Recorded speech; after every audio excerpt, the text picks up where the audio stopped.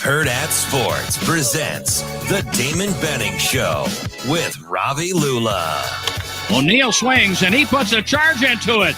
Deep left field. It's a goner way out of here. Oh, did he launch that one? Giving the Cardinals a 3-1 lead in the second. The pitch in the dirt, that was almost a wild pitch to win it. They called a balk, then a balk has been called. And the Royals win it on a balk. And the 1-2. Rhule drives one in the air. Deep center field. It's got a chance. Gone. 3-run homer, Chris Morrell. Listen to this place. Swinging a drive. Deep toward the right field corner. Gone. Gone. Gone. The Rays have won it. And Brandon Lau has walked it off. And it comes down to us executing. You know, there's a lot of speed, a lot of different teams, but you got to get bodies around the ball. You got to want to go in there with an intent to tackle people, and you got to play clean. You know, you got to operate. And so that's the main thing that we're focusing on, is just making sure we know what we're doing and getting ourselves in the best position to make plays and let them go play. It is a Wednesday here on the Damon Benning Show with Ravi Lulla. Wednesday, it's almost been a week since the first game. Yeah. It feels like it's been less than that. A little bit. I mean, it feels like we've talked about it a lot. It doesn't feel like it's been a full week. Yeah. I was surprised though, to get up and it's like, man, it's Wednesday already. Yeah. Well, that short week does that to you, right? Yeah, I know. And of course, waking up to no hot water was not good. So that's really what's on my mind. So if a show breaks out around that, that's fine.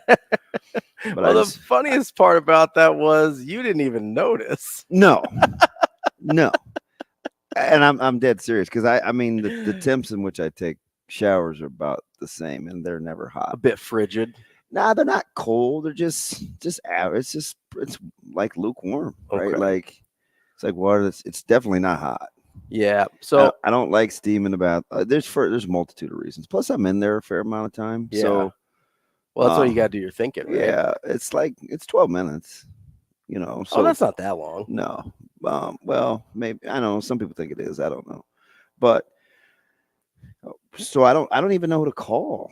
Like I assume Service One, because we have Service One. Yeah, if you've got a contract, you call Service One. Yeah, here's the thing I'm a little worried about. They just sent us an invoice for the renewal. Okay. So I wonder if I have to do the renewal first. Did you? It literally expired already. Literally just got it Friday. So usually they'll send you the renewal notice before it expires. Yeah. So you're probably still covered. I would guess it's probably through like the end of the month. Yeah, I'd go look at the invoice and see when it says it expires. I just know it said 636.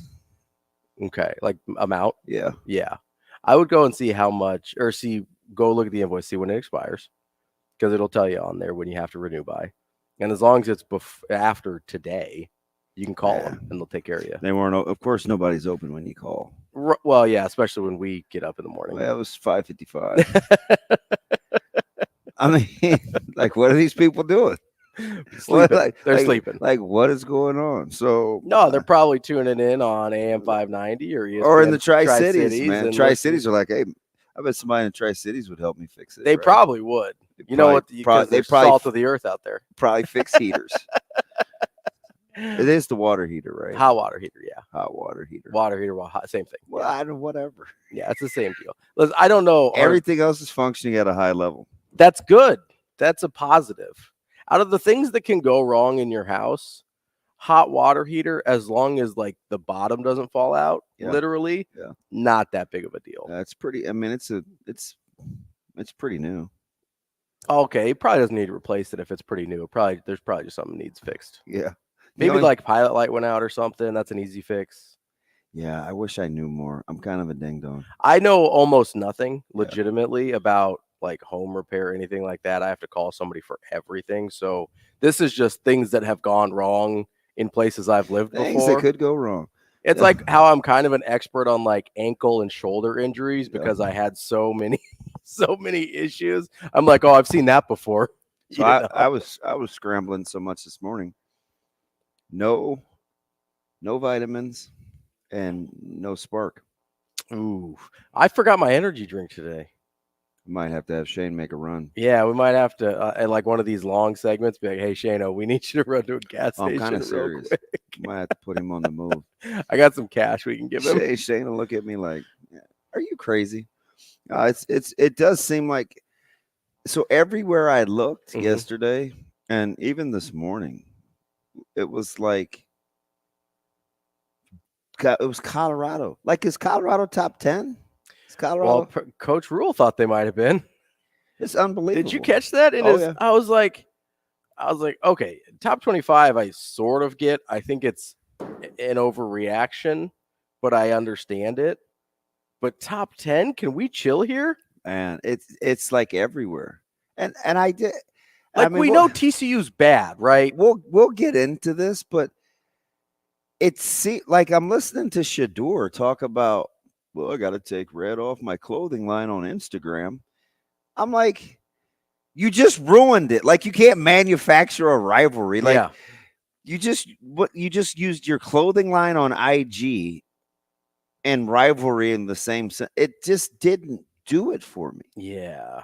And I know Deion said you can't wear red, and it feels like it's forced. Feels like there's a couple things that's forced. But I do have a disdain for Colorado. Oh, absolutely. But it came organic. by it honestly. It was organic. Came by it honestly, yeah. So I don't know. Does this feel like a rivalry? No.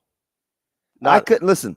So I'm kind of I'm no fun when it comes to this stuff, right? Because I'm usually pretty practical. You don't like to dive in, and I don't fanatical side of things. No, and I'm pretty even keel. Yeah, but this doesn't.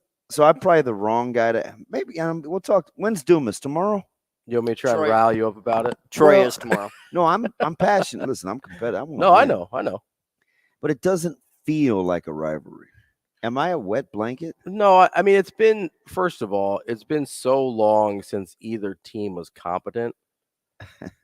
Just being honest. Why do you have to use the word that's like one of the worst things somebody can say to you. Like, is that you're incompetent? It's like, man, you're just incompetent.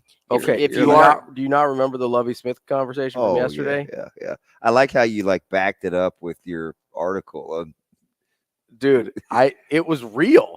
Yeah. Their kicker was a third string punt returner. I know. How does that happen? He's athletic.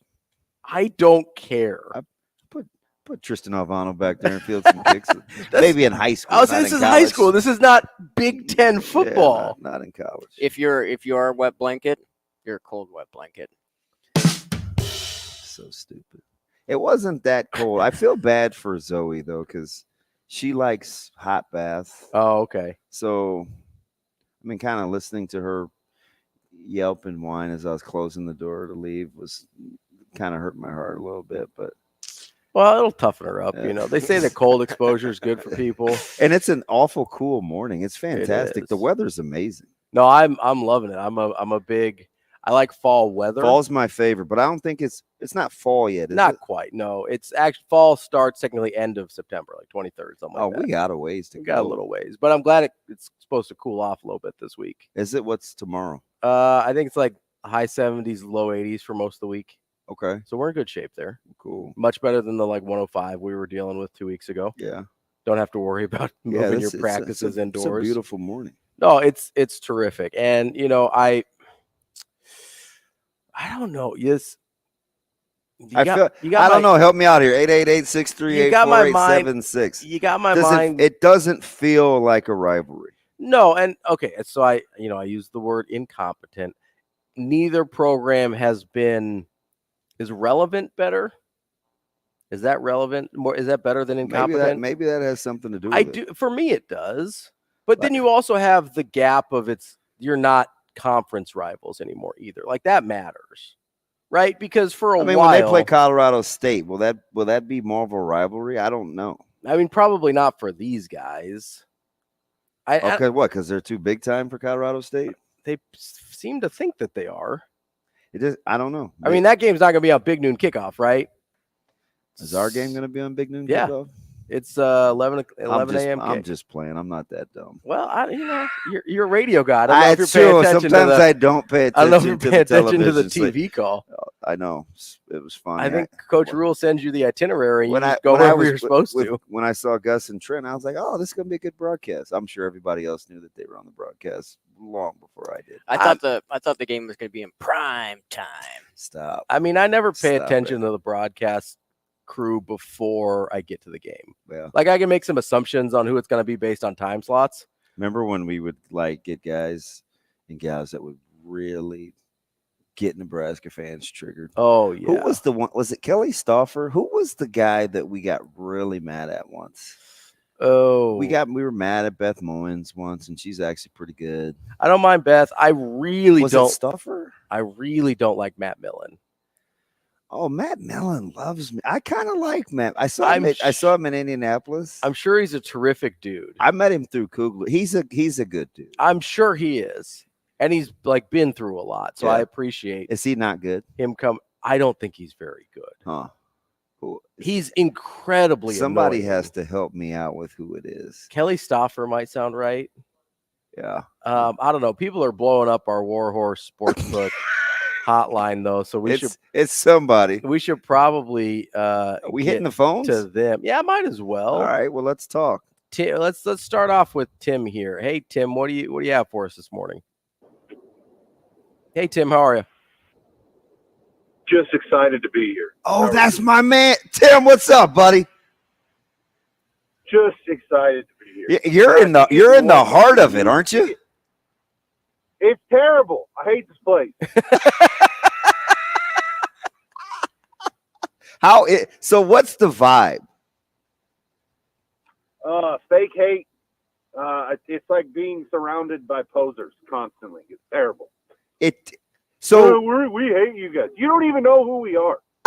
You don't even Well, know we hate you. Even our teenage little boys that play football and drive Lamborghinis, they hate you. They don't know us.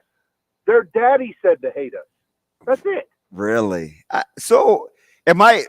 You kind of know my personality, and I'm not saying I'm too cool for a rivalry, but it just doesn't feel like one. If it is, I'll embrace it. Okay. I just Who do they have left at that university from 1991? Cordell Stewart's not coaching their football team. Yeah. There's no rivalry because there's no relevance. who do they have from like 2008 even? Isn't that the Alex Henry kick 2008? Yeah. Oh, is that who's talking right now? Is that Damon's new friend? You get a new friend? Yeah, that's Ravi, my new friend. What's up, Tim? No, I'm glad you got a new friend. That's cool. Did your wife like hang a pork chop out of your pants and send you to walk around, see if you get a dog to chase you? That's neat. Hey, by the way, how's your roommate? Is she still putting up with you? I think she's only unsuccessfully tried to poison me 3 times. I can now taste antifreeze when it's in food. So it gets to that point. As long as you got the nice bathroom, Tim. I took a nice warm shower with some average soap, Tim. There's no average soap happening in my house. Come on. I know. I'm self-respectful. Hollywood. So I had some folks over Yeah. for a football game against Minnesota. And they're like, what are you doing? So what are you talking about? How much food do you need to watch a football game? So I'm being a host for a football game. So you've got 47 options. Well, why are your hot dogs red? Because I'm American and I found a local IGA that carries Wimmer's Brands meat. So now you get to taste the best. Well, no, but why are they red? Shut up and eat it or get the hell out of my house. That was the conversation. They don't know what they're doing. They thought 2-inch thick ribeyes were too much for a football game. I have no respect for anyone. Like if it was a 2-inch thick soy patty, they would have been like, oh, this is great. But no, we cooked meat, so they were offended. And they think they're going to show up and out trash talk us and out muscle it. Like the World War III is not going to be won by a bunch of guys who eat soy patties for breakfast. Tim, It isn't happening. I'm not losing a fight to a vegan anytime soon. That's not happening. Are these people forced on you because of work, or are these your wife's new friends and you want to keep her happy since the move? These people are forced on me because I pay them money, and they decide they need to suck up. So they show up, and they eat my food, and they're ungrateful about it, and they question the color of the water that's left after I'm done boiling hot dogs. They question the rareness of a steak after I'm done cooking a wonderful, not grass-fed, not organic, but grain-finished, properly fatted out, beautiful piece of meat. Why is it red? Because it's America. Shut up and eat your steak. All right. We may get this rivalry thing going. It won't. It won't. Hey, hit us up. Sanders got stuck in the first snowstorm he got because he drives a Lamborghini on campus. Yeah. Not anyone we need to have a rivalry with. All I can remember, all I can think about is last week when he walked into the meeting and he had on overalls, and he said overalls make him think of work. And he goes, when I bought my sons their first 2 trucks, I just thought work. And I was like, there's something about saying you're buying your kids trucks and work when that I bought my first truck, I was working. It wasn't landing for me. But hey, to each his own, man. Tim, be safe out there. You know what? You stay classy, and I'm really happy that you have another friend. Thank you, buddy. Let's go to TK. Shane, let's go to TK on line 3. TK, are you there, bud? What's up? How we doing? Good morning, fellas. Hey, what's up, buddy? I just wanted to comment, at least my opinion on this Colorado-Nebraska so-called rivalry. Okay. I'm not that old. Fortunately, I didn't get to watch all those great games that you guys played against Colorado. My greatest moment is Ndamukong Suh running over Cody Hawkins. Intramural's brother.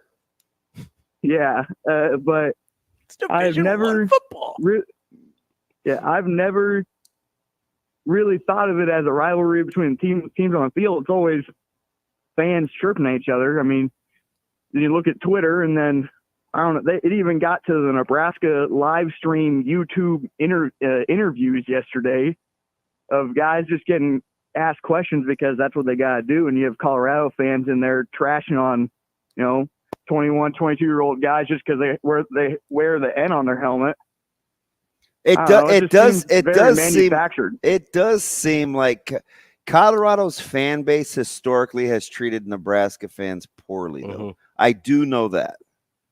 Well, I know the water balloons, obviously, and that's, key in the cars. And I know my dad has a story where he almost got into a physical altercation with 5 Colorado fans because he caught them about to key his car in Boulder. So, I mean, I don't know. It just doesn't seem like a team, especially at this point, it doesn't seem like the players really even know that there's a rivalry. I mean, Shedeur can't have red, I guess, on his Instagram line. Yeah.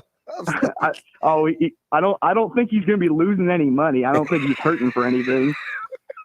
It's kind of weird. Like, poor him. Yeah, I appreciate it, TK. Maybe for some people, I don't know. I'm not trying to say it isn't. I'm saying what it feels like to me, but I don't know. Honestly, the Shedeur thing kind of just felt like he was trying to remind people he had a clothing line. Or what? Like that's what it seemed like. He's like, "Oh yeah." It just kind of came across as I'm not supposed to like Nebraska. Do you know what I mean? I think the people in Colorado genuinely don't like Nebraska. Yeah, maybe that you know what? I think that's true. But I think there's like a little brother thing going on there. I don't know, right? man. We tried that with Iowa, and all they did was put their foot in our bunda. I understand that, but like, think of the history of Colorado and Nebraska. Most of that, with it, basically one key exception when it mattered in 2001, has gone Nebraska's way. Yeah. Right? Well, not the last couple, but right, but both of those teams were bad. Who cares? But you know what I mean? Yeah. At the end of the day, those were both losing so teams. Maybe it's because we haven't been good.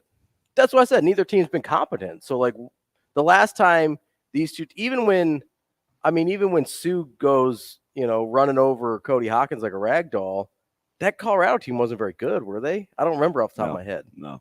Right? No. So, I have a really hard time thinking that people are truly understand the dislike unless they've been in this thing for a while. Because you have to go back to the 2001 at least to have a matchup between these two teams that actually mattered at all. Yeah. All right, let's go to Diane. Diane, good morning. How are you? What up, Damon? And well, where have you been? Shane's over there laughing. Hey, Shane is laughing his head off over there. What up, Diane? How you been? I've been good. Are you excited for the NFL? Much to talk about. Well, the NFL's coming up. I know. I'm waiting. Glad Ezekiel is gone, and we'll see what happens this year. Have you seen what he looks like lately? He must have been I don't know how Belichick's going to stand for that, but Zeke's been eating pretty good. He's been eating pretty good. I think he's been eating pretty good for a while. Man. So what do you got for me? You ready for this weekend with Nebraska? Whew, boy, I don't know. I am a huge Deion Sanders fan. Me too. But, Me too. We got to talk about that, man. I don't. Robbie's mad at me, but I'm not mad. I just don't get it. Look, I had posters, Diane. Yeah. I know. I'm just jealous of Colorado, and I thought, oh wow, here we go. Is it because they won? No, it's because of him. He just is a winner. He has substance behind all that bravado. Yeah. So, yeah. Yep. But I wanted to talk to you about my concerns for a friend of a friend. He's 45 years old. Okay. And something interesting has been happening all spring, summer. He has been mistaken for Matt Rhule when he's out and about. And people are buying him drinks. People are pointing and whispering. And he's like, okay, here we go. And so he's been getting lots of football pointers. And does he play it? Does he lay into it? Well, sometimes he plays along because he does get a free drink sometimes. Oh, Lord. But he explains he's not Matt Rhule, and he gets a lot of embarrassed fans. But one guy got right in his face and was very upset that he denied that he was Matt Rhule. And so he is a little concerned about the record, what's going to happen when Nebraska continues to lose. What's going to happen? He's worried that he's going to get his car keyed, or maybe someone starts spitting in his drinks or whatever. Tell you what, I have a feeling Coach Rhule's going to start winning. Just keep reaping the benefits because they'll start coming. All right. Gut feeling, just a gut feeling. They'll figure it out this weekend. Cool. Appreciate it, Diane. I would lean all the way into that mug. I'd be wearing the smocks. I would be getting free drinks. I'd be like, hey, we'll turn it around, folks. We got this. Don't you worry. Coming up, I got to talk to my guy DB about this Deion thing. I don't get it. We'll do that here on Benning and Lulla.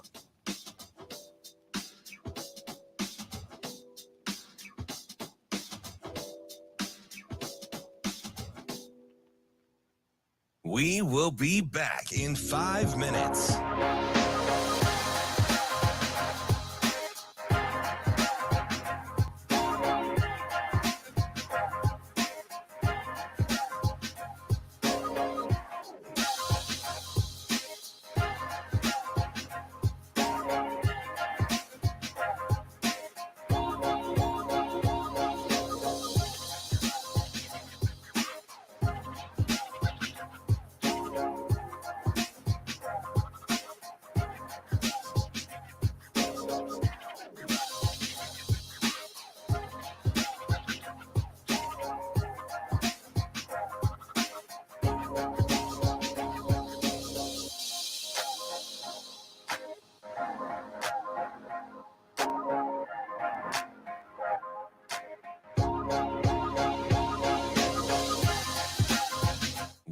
will be back in 4 minutes.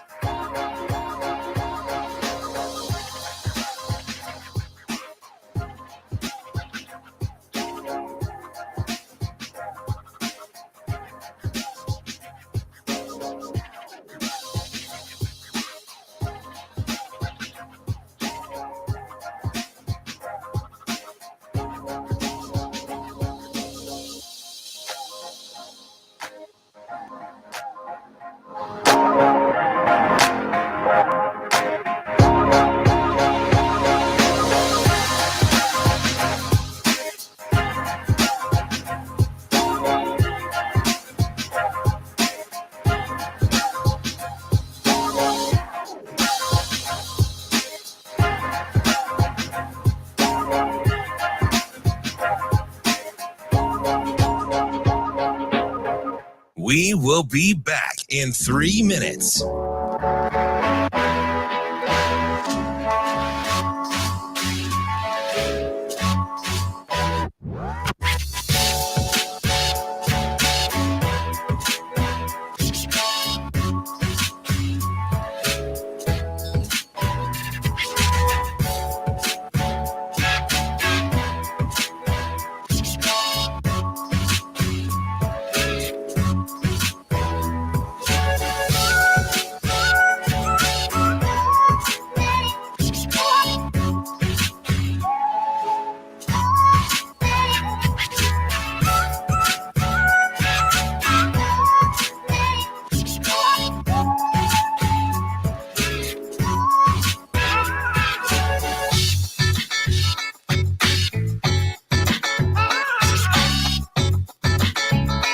We will be back in 2 minutes.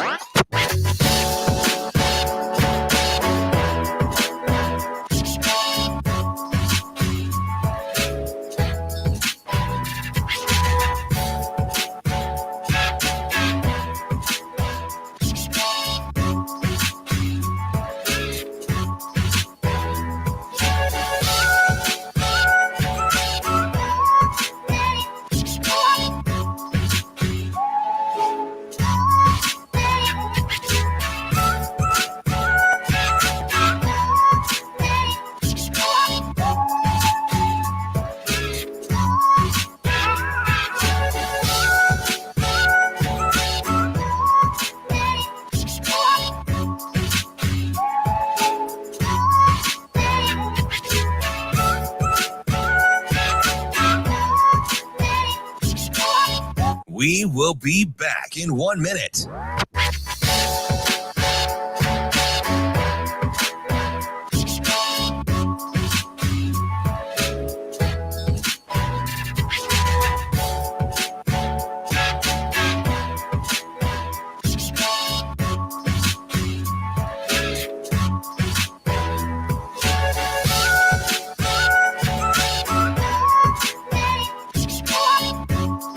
We will be back in 30 seconds.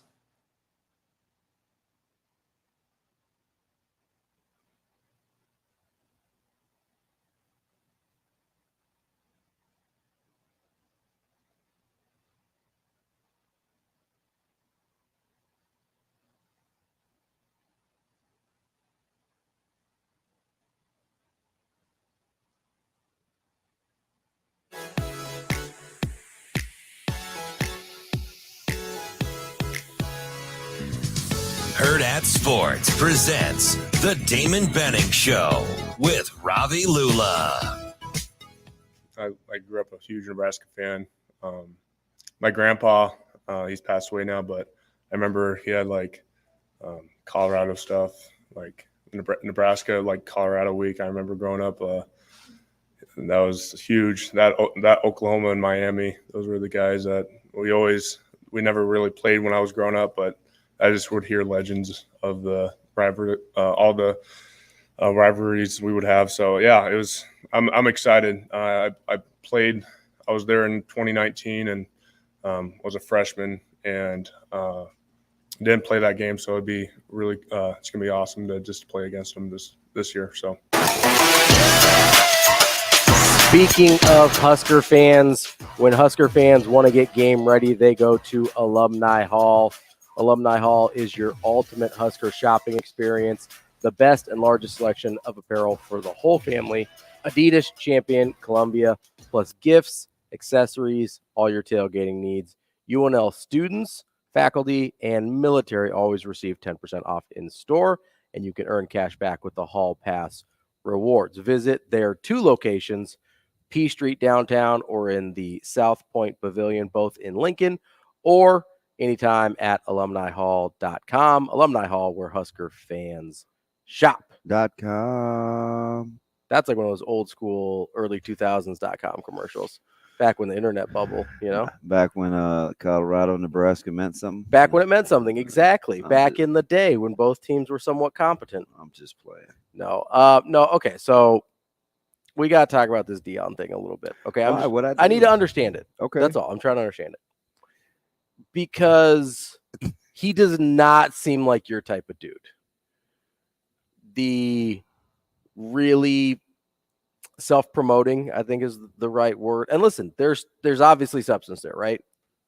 Was an incredible player, has been successful so far as a coach at Jackson State, and then we're only at 1 game in Colorado, so that feels a bit premature, but was good at Jackson State, which I don't think necessarily everybody thought he was going to be. But he doesn't strike me, based on the guys that I know you like, he does not strike me as one of those guys. So can you, like you said, the posters on the wall, is it just you watched him growing up? Is that the whole thing? Well, it's a lot. So remember, like in one of our podcasts, I told you there's this weird thing about me where things that I would like to be better at sometimes is what I gravitate towards in others. Okay, yeah. Things you aspire to. So, like, is it the 2-sport athlete thing? No, because I did that okay. Okay, because I know you're a big baseball guy. Not obviously at that level, right. But I mean, good enough to get drafted in one sport out of high school. Yeah, right? yeah. So. Right. It's more his ability. Number one, he's a winner, right? Like I like winners. Okay. And I typically take those people. Even if I've got a guy that's more talented, I'll take the person that typically wins more. Like they'll just figure it out. You just got into something I was going to talk about. It has nothing to do with Dion. So you just stumbled right into it. That's kind of my thing. And listen, he's talented. Yeah, super talented. And I like his story too.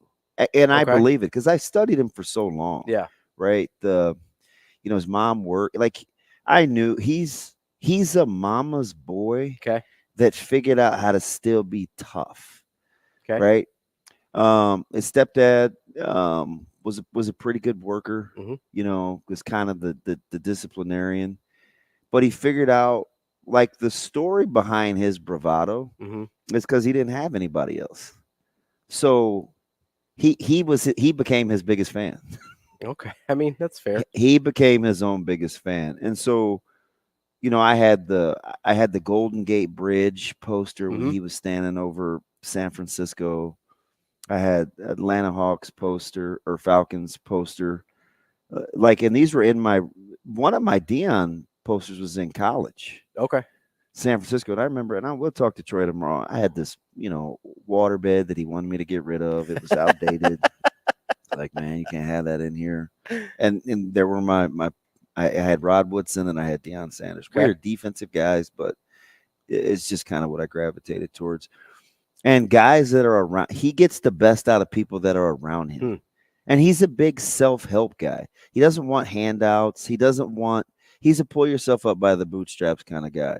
So as long as you're interested in grooming kind of like young men, like turning, boys into men, and you're about that, which I think he is, and he's extremely disciplined. Like people that have seen their practices, like he's on point. What to wear, what not to wear. Like there's way more than. Now, do I love? Hey, man, like I cringed during the presser the other day when he intimated that people don't want to see strong black men lead other black people, right? Like I hearken back to another guy I used to like, Malcolm X. Remember the line in the scene in the movie where he had his guys march and the police officer, that's too much power for one man to have, right? I think that he's talking about, 2% of the people out there. Sure. Because I don't want to promote that message to people. Like, you don't have anything to prove to anybody else. It's all about your own barometer. So I didn't love that, but I'm not gonna like it. People don't like everything I say either. So nobody's gonna bet at that. So I don't major in the minors. I try to major in the majors. So here's the stuff that really, because I didn't have a ton of strong feelings for or against for most of my life on Deion. Here's where I kind of turned a little bit. It was the early stuff at Colorado with the guys that were already there. Yeah. I didn't love how those guys were treated. And listen, I understand if they're not good enough to be a part of your football program. I do. I don't know that those conversations need to happen on camera. Because if you're really about taking care of young men, you're also about taking care of young men that aren't going to be part of your program anymore, right? Yeah. Like, that's one of the things I like about Matt Rhule is it seems like the guys that are no longer going to be part of his program, he cares about just as much as the guys that are still going to be part of his program, right?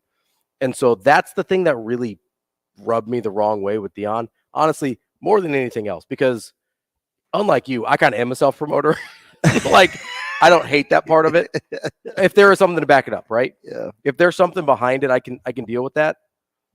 But there were a lot of those conversations early on at Colorado that I was like, man, there really doesn't need to be a camera here for this. Yeah, and I understand that. I think that was part of his Strainer and the Colander moment, right? Like, okay, you had to see what was what.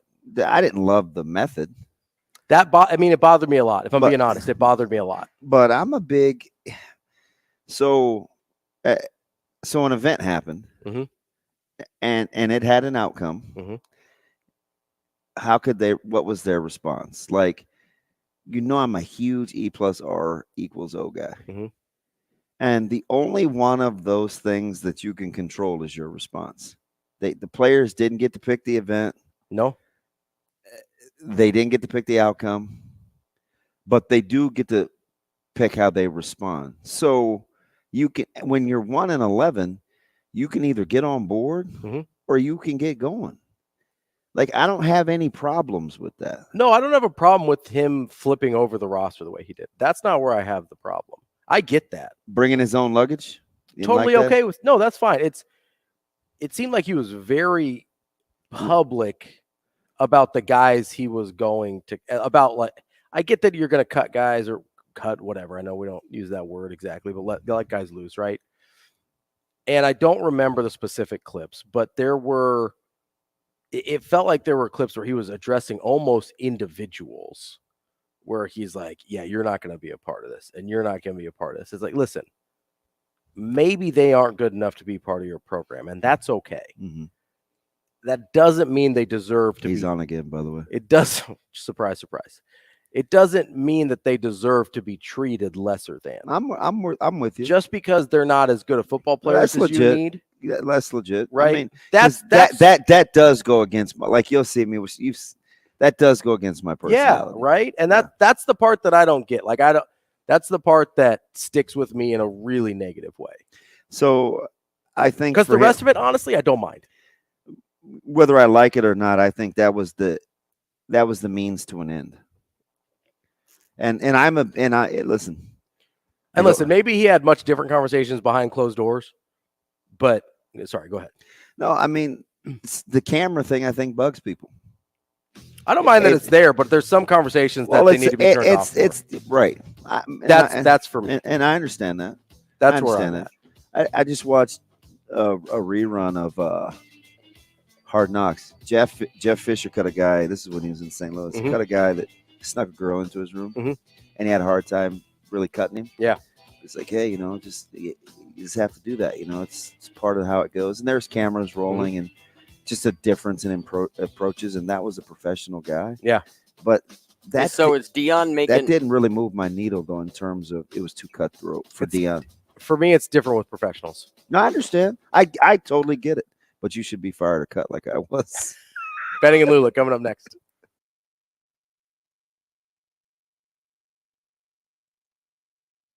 The show will be back in 4 minutes.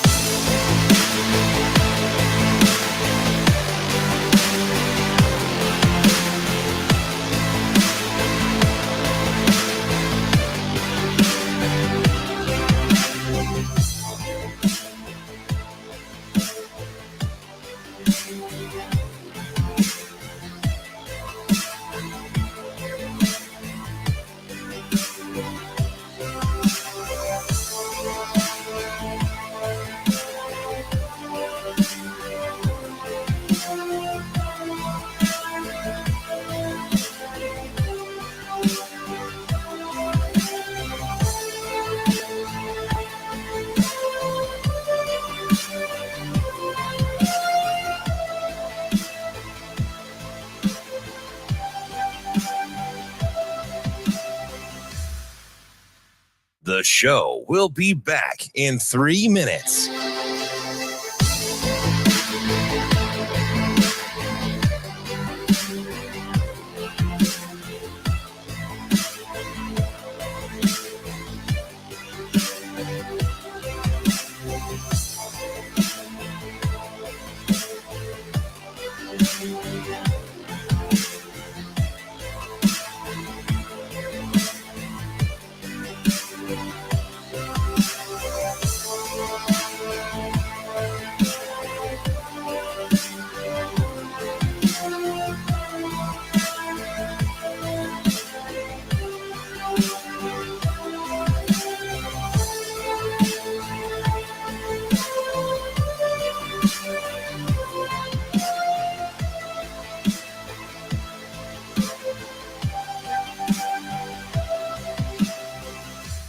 The show will be back in 2 minutes. Just keep the main thing. That's just fun.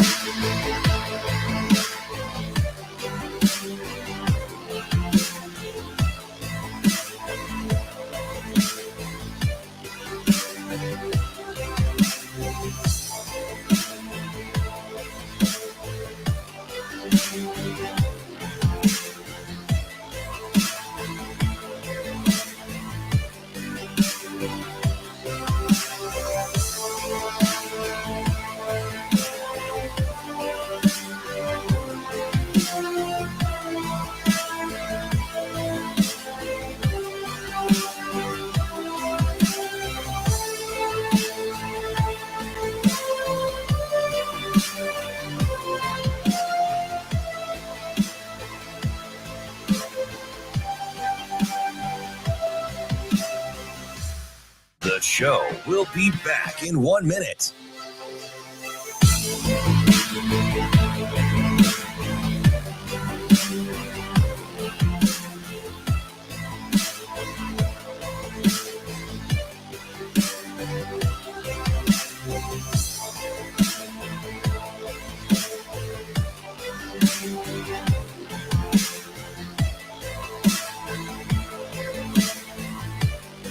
The show will be back in 30 seconds.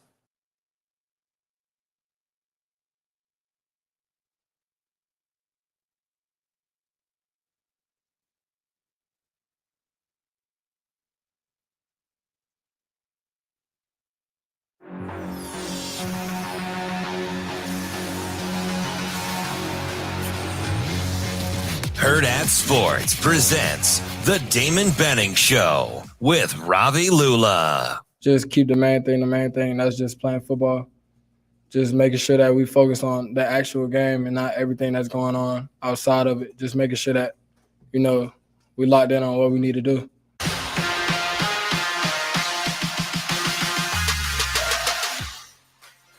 All right, here we go. Wrapping up hour number 1 on the Damon Benning Show with Ravi Lulla. I want to remind you that the Omaha Storm Chasers start their final homestand of the season on Tuesday, the 12th. They'll be home Tuesday through that following Sunday. Make sure you get out to the Omaha Storm Chasers. They've got promotions going on every single night. Make sure you get out to Warner Park to hang out with our friend, the Prez, Marty Cordero, and his Omaha Storm Chasers. The Prez. I kind of like that. When I grow up, we're going to get a cool name like that. Get a cool nickname? The Prez. Yeah, I think you're like the mayor because every time you like go around town, I was walking with you at the at one of the high school games, just you getting stopped and like shaking hands and kissing babies. And Okay, Sean Payton. hey, quit kissing babies and play some football. Hey, could you believe he? Dude, you talk about cold blood. I love that, dude. I think he had an expletive in there. He did. He did. He threw an F-bomb. We're on the radio though, so I thought I'd leave that out. He told him to stop kissing babies. Yes. You're not running for public office. Yep. Just play football, buddy. Yeah. Sean Payton and Russell Wilson's relationship will last how long? 1 year at least. You realize if Russell Wilson doesn't play well this year, it will be the worst contract in the history of the NFL. Oh yeah, not even close. There's nothing even close to that. Well, I do because remember of all the guaranteed money, right? Yeah, I do remember a trade that involved one guy for like 11. That wasn't very good either. Talking about one Herschel Walker. Yeah. Ricky Williams one wasn't great. I mean, there have been some doozies. Yeah, that was basically the entire draft for Ricky Williams. Yeah. But as far as actual contracts are concerned, this one is if you have to eat this one. Is it worse than some of those early rookie quarterback before deals, they changed the Jamarcus Russell deal's really it's pretty bad. bad. It's pretty bad. We're talking like $250 million for Russell Wilson, though. Yeah. If he doesn't, why you gotta be figure it bringing out. up bad stuff? Oh, I'm sorry. Was he your guy? No, he was never my guy. He was just out there sipping on some purple drink. I wouldn't worry about it too much. A lot of those guys playing for that team were. It was a weird time back in the early 2000s. He told him if he wanted to salvage his career, man, got to get away from Russell Wilson Inc. Yeah. Get away from the business and start playing Just football. go be a football player again. So you touched on something in that last segment that I literally had written down. I doubt it. I doubt it. No. I don't touch on those things. Not related to Dion at all. I wasn't when I wrote this down, but you almost said it word for word. Okay. And I'll read it for you so you know I'm not lying. Okay. Okay. I believe you, but go ahead. I said this, and this was having to do with a few different things. I'll let you guess what I was talking about. Okay. All things being equal, if you're a college coach recruiting a player, whether a transfer or a high school kid, how much would you factor winning into the equation versus talent when evaluating them? Almost always. So let's say you're looking at you want I'll give you an easy one. Okay. And I'm going to say this, and I know good and well that we play Friday night. That's kind of where I was going. I know good and well we'll play Friday night. Yep. All things being equal, same players surrounding him. You're riding with A-Train. I'm taking Anthony Rizek. Yeah, that's hard to argue with. He wins. He does. And on paper, Danny Kalen Kalen is significantly more talented. Is certainly more polished as a passer. Right. Right? Is that fair? Yeah. Anthony's probably a better overall athlete, physical abilities. Yeah. But as a quarterback, although Kalen's since DK grew, they're both about the same. They look about the same. They're pretty similar in size. now. Yeah. I I think has gotten big. he's pretty big. He grew a ton. I think Anthony's a little faster. Yes. Probably a little more wiggly, although Danny runs it pretty good. Yeah. But watching the two both this year, I think Anthony's a more natural runner. Yeah. I've said this, and one of them was my guy, Xavier Betts versus Xavier Watts. Mm-hmm. Give me the X-Man. Give me Watts. Yeah. Over Betts, even though Betts has more talent. But it's just what I gravitate towards, because I just think over time. Now you need a certain baseline level of talent. Yes, and we've talked about this before, right? Right, but I'll take the winner. So there are some guys. It's like KD. Yeah, KD's never really won anything. Oh, you're speaking to my heart right now. Do you know what I mean? I love KD's talent. So I have this stupid thing called the Lulla Stars. Oh boy, for the NBA. It's kind of this list I came up with. Okay. And I didn't name it that. Other people named it that, and it just kind of became what it is, right? And it's basically the list of guys in NBA history post-merger that are the reason you win an NBA championship. They're like, when I say a guy is a 1 in the NBA, that's what I mean. So that's when I say Anthony Davis is not a 1. That's what I mean. KD was my hardest decision on that list. Because he has championships. Because he has championships, but he wasn't the guy on that team. That was Steph Curry's team. It always has been, always will be. But if he goes to, say, Toronto instead of Golden State in those years, I can't promise you they don't win a championship because he's that level of talent. But he was my hardest decision on that list because look at his career outside of being with Steph Curry. And it's not like he wasn't with other talented guys. He's been with, I think, 5 different MVPs. 4. I think it's 4. 4 different MVPs throughout his time in the league. Not to mention numerous other All-Stars, Kyrie, Ben Simmons, stuff like that. Ben Simmons, I get he's a joke now, was an All-NBA player 3 years ago. Yeah. Right? So you give me that guy who's been around that much talent, and he has only ever won with Steph Curry. Well, and here's the, like, there's lots of examples. I mean, Cole Bauer, he's running back. He played at Elkhorn South. Mm-hmm. And his senior year, there are a lot of backs that put up big numbers. Mm-hmm. Like, there were a lot of good running backs that left the Metro and the state last year. And I'm almost positive I would take Ballard over any of them. Over all of them?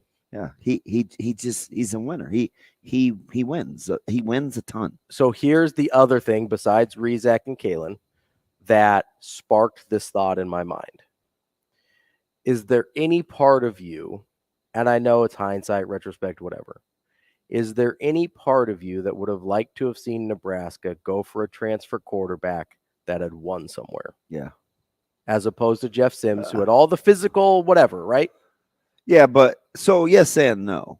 Well, that's what I'm asking, yeah, right? So yes and no. And it's not hindsight.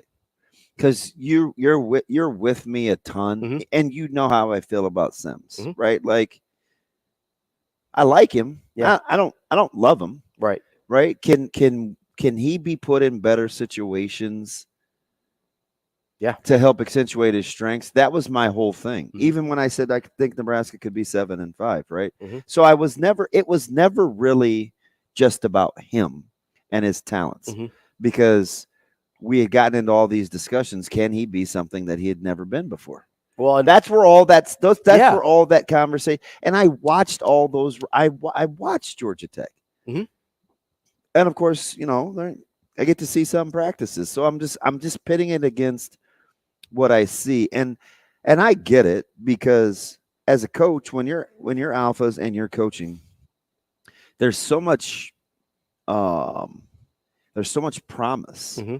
Right? Big, strong guy, can make all the contrary to popular belief, he can make all the throws. You could build him in a lab. Right. Like if you're building a quarterback in the lab, it wouldn't look terribly So what I'm waiting on is, can situationally you just become accustomed, hey, you're in good position after good position after good position.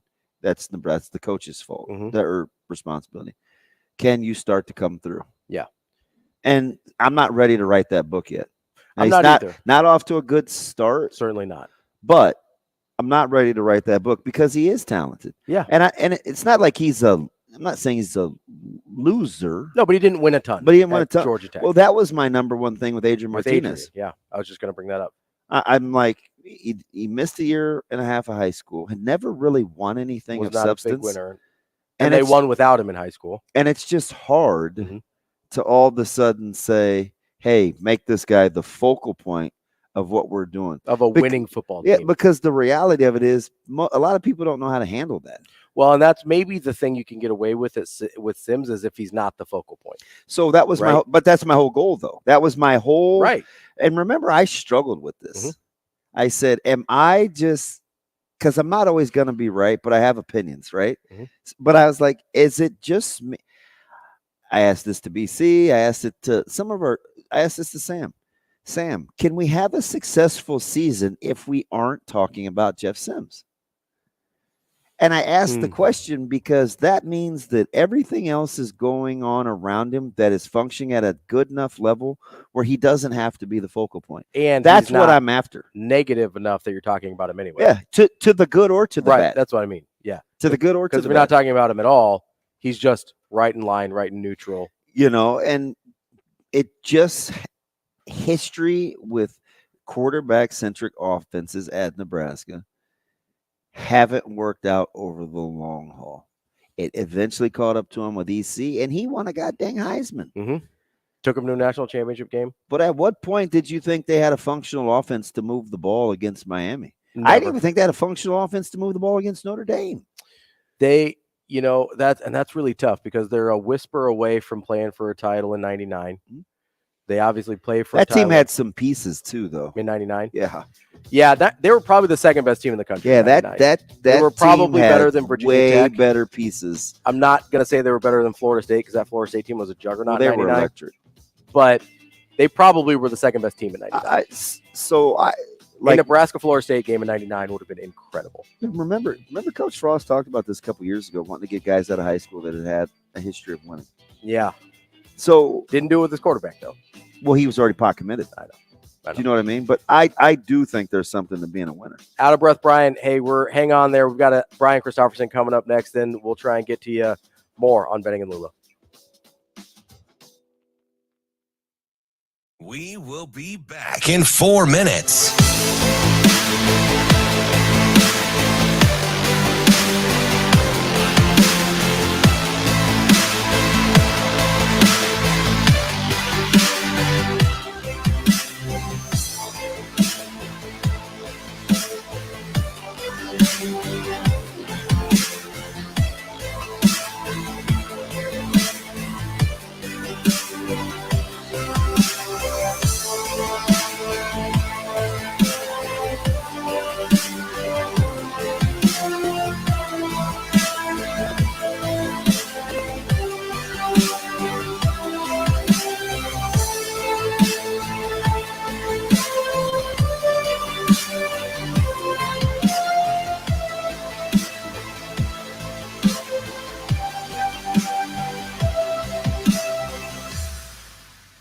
We will be back in 3 minutes.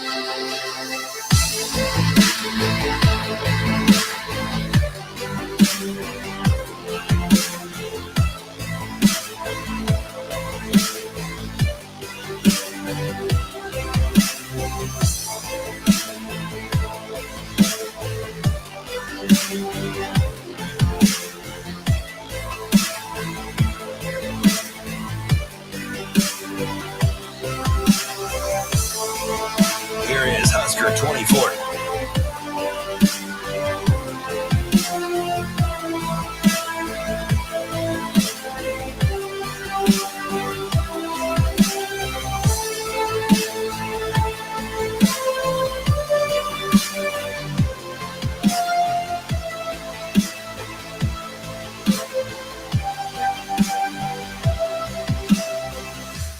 We will be back in 2 minutes.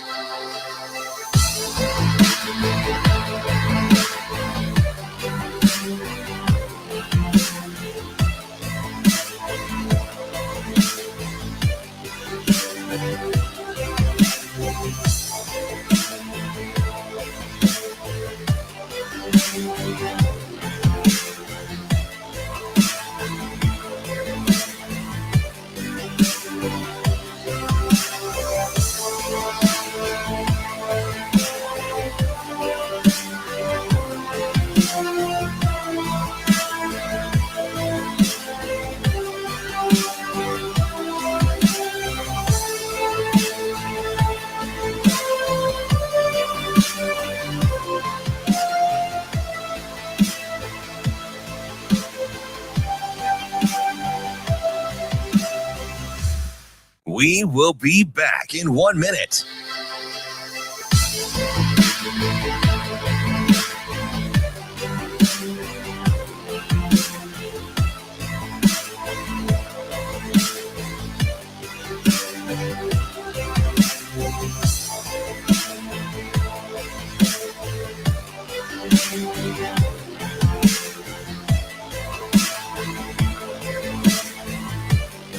We will be back in 30 seconds.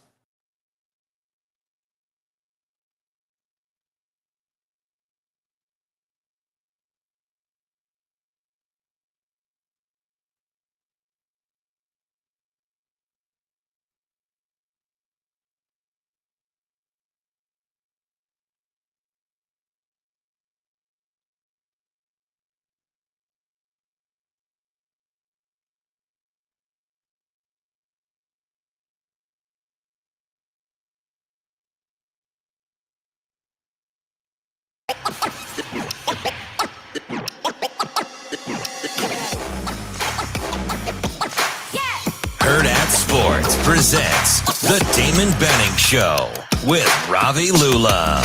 Here is Husker 24/7 senior writer, Brian Christopherson. Yeah, it'll be a little bit of a circus act. Brian Christopherson. Well, I mean, that's pretty interesting. Brian Christopherson. I kind of enjoy that. Here is Brian Christopherson. In this day and age, everybody has Twitter, Instagram. So, you know, if you look at all that stuff, you might buy into the hype. But what we've been talking about is if you look at all that stuff, you're going to get distracted from the game, and you won't be focusing on it. So, like I was talking about earlier, at the end of the day, it's just football. You just got to go out there and go, you know, one-on-one against the guy across from you, and just do your job to be able to win.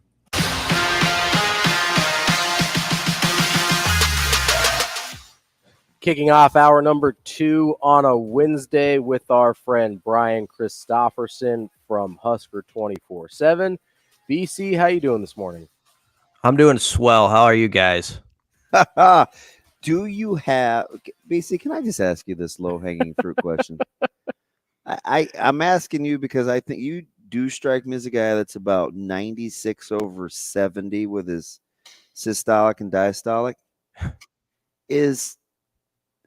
Does this Colorado thing feel to you like a rivalry? Yeah, I think so. I think by definition it is. I probably have I don't know, kind of a loose interpretation of it. Like I would say Iowa is Nebraska's rivalry just because I know fans around here don't like to admit it, but I know it drives people mad when Iowa like gets the upper hand in that game. It's like beyond other teams. And I feel it's the same way with Colorado. I don't think it's like, obviously it can't be what it was for that. Like it was like an 8-year stretch where it went to another level, right? I mean, where it there was true. I hate using the word hate, which I used twice in that same sentence, but there was that from like 1987-ish to 95 or whatever it was.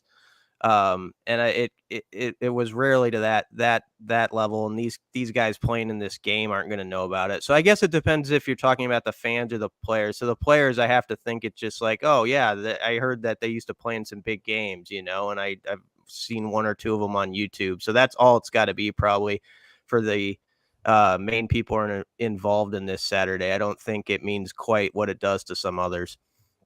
Well, BC, I mean, you mentioned that stretch there from the late 90s, and I would even stretch it all the way to 2001, right? That's kind of the last big, the big moment in this series. You know, those are the thing that is attached to those games was stakes, right? That's where the hatred really came from, in my opinion, right? Is one team was trying to take something from the other team that actually mattered. And we just haven't had that on either side for a really long time. Yeah. And, you know, I think this game, though, in its own way, has something we didn't expect it was going to. I think by Colorado winning the first weekend, it has only heightened how much attention is on that program. And I mean, this is going to be one of the more watched games of this year. I have a feeling. Yeah, it is. I mean, that's what we're talking about here. I'm totally with you. So we can make it like, well, maybe this is a matchup between 2 teams who only win 6 games at the end of the year. That's very possibly true. And yet that doesn't mean it's not going to be like highly watched. Also a game where I feel like Nebraska has to just view it as an opportunity because it's a chance to jumpstart this thing exactly to get the momentum that was basically the same that they had, I think, at noon on August 31st with the fan base. I think people are really fired up. And then, of course, you lose in heartbreaking fashion, and people have kind of been dealing with that the last few days.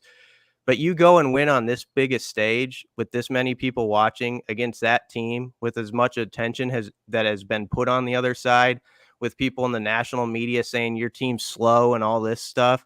If they were to go out there and play well and get that W, whether Colorado is a good team or not a good team, which we'll see over the course of the season, it's going to have significance. And I'm not here to equate the two, but I want to be very careful with this. But when Bob Devaney first started at Nebraska, like his second week or whatever, he went out to Michigan and they beat Michigan.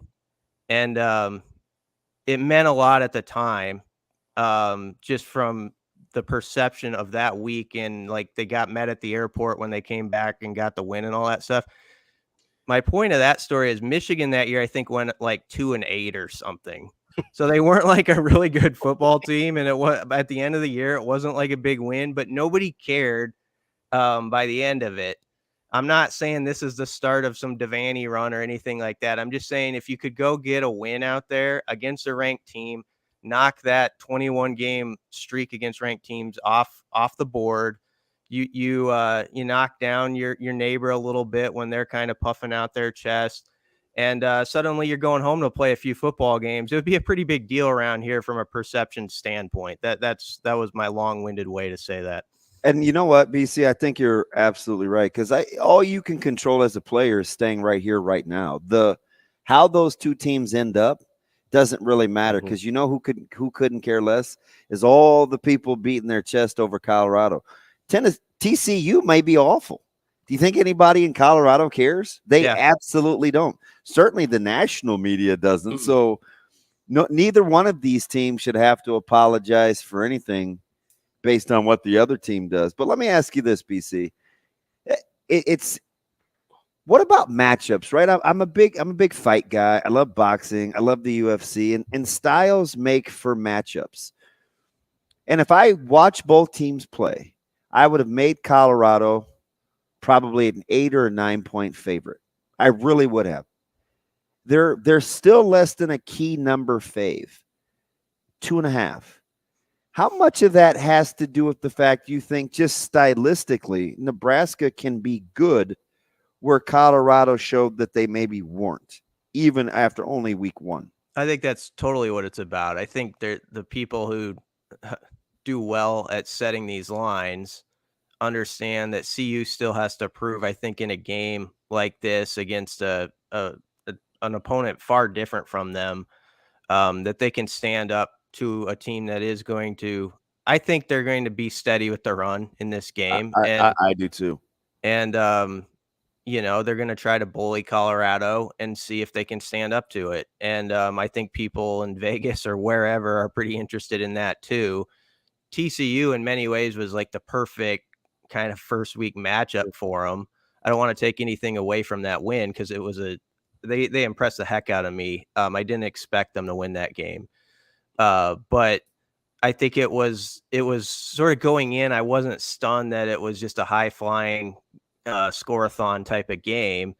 And I know TCU returned like 8 guys on the defensive side of the ball too.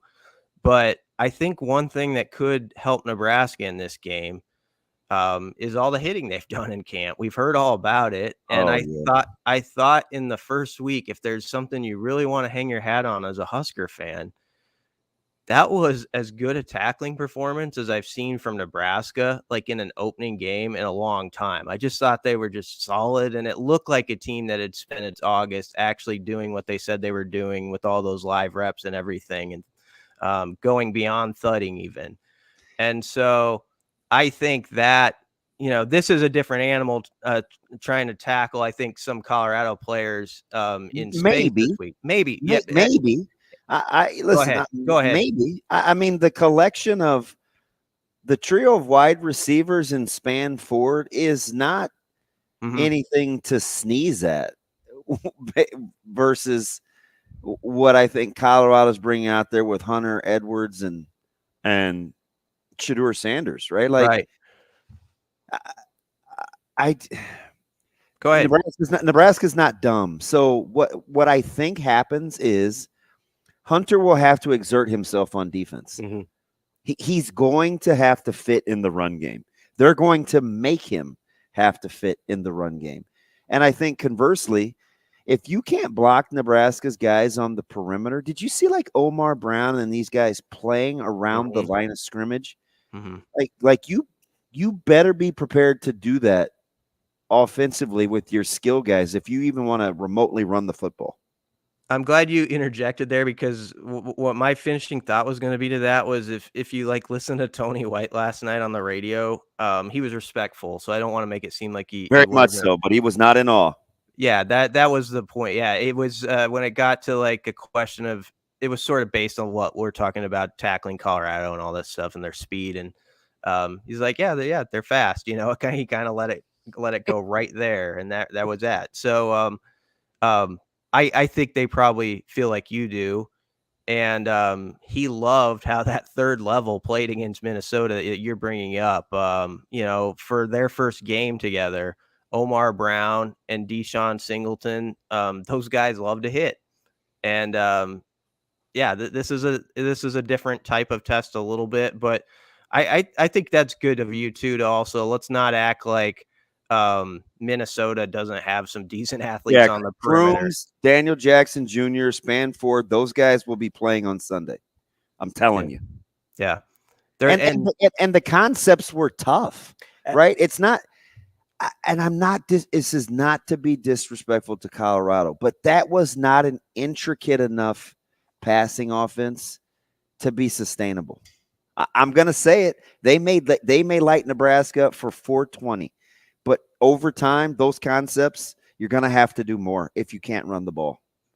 Because I know what people will play.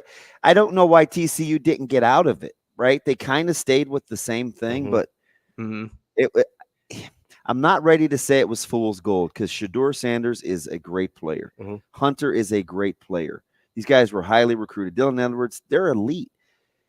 But 2 swing passes go for like $140. Yeah.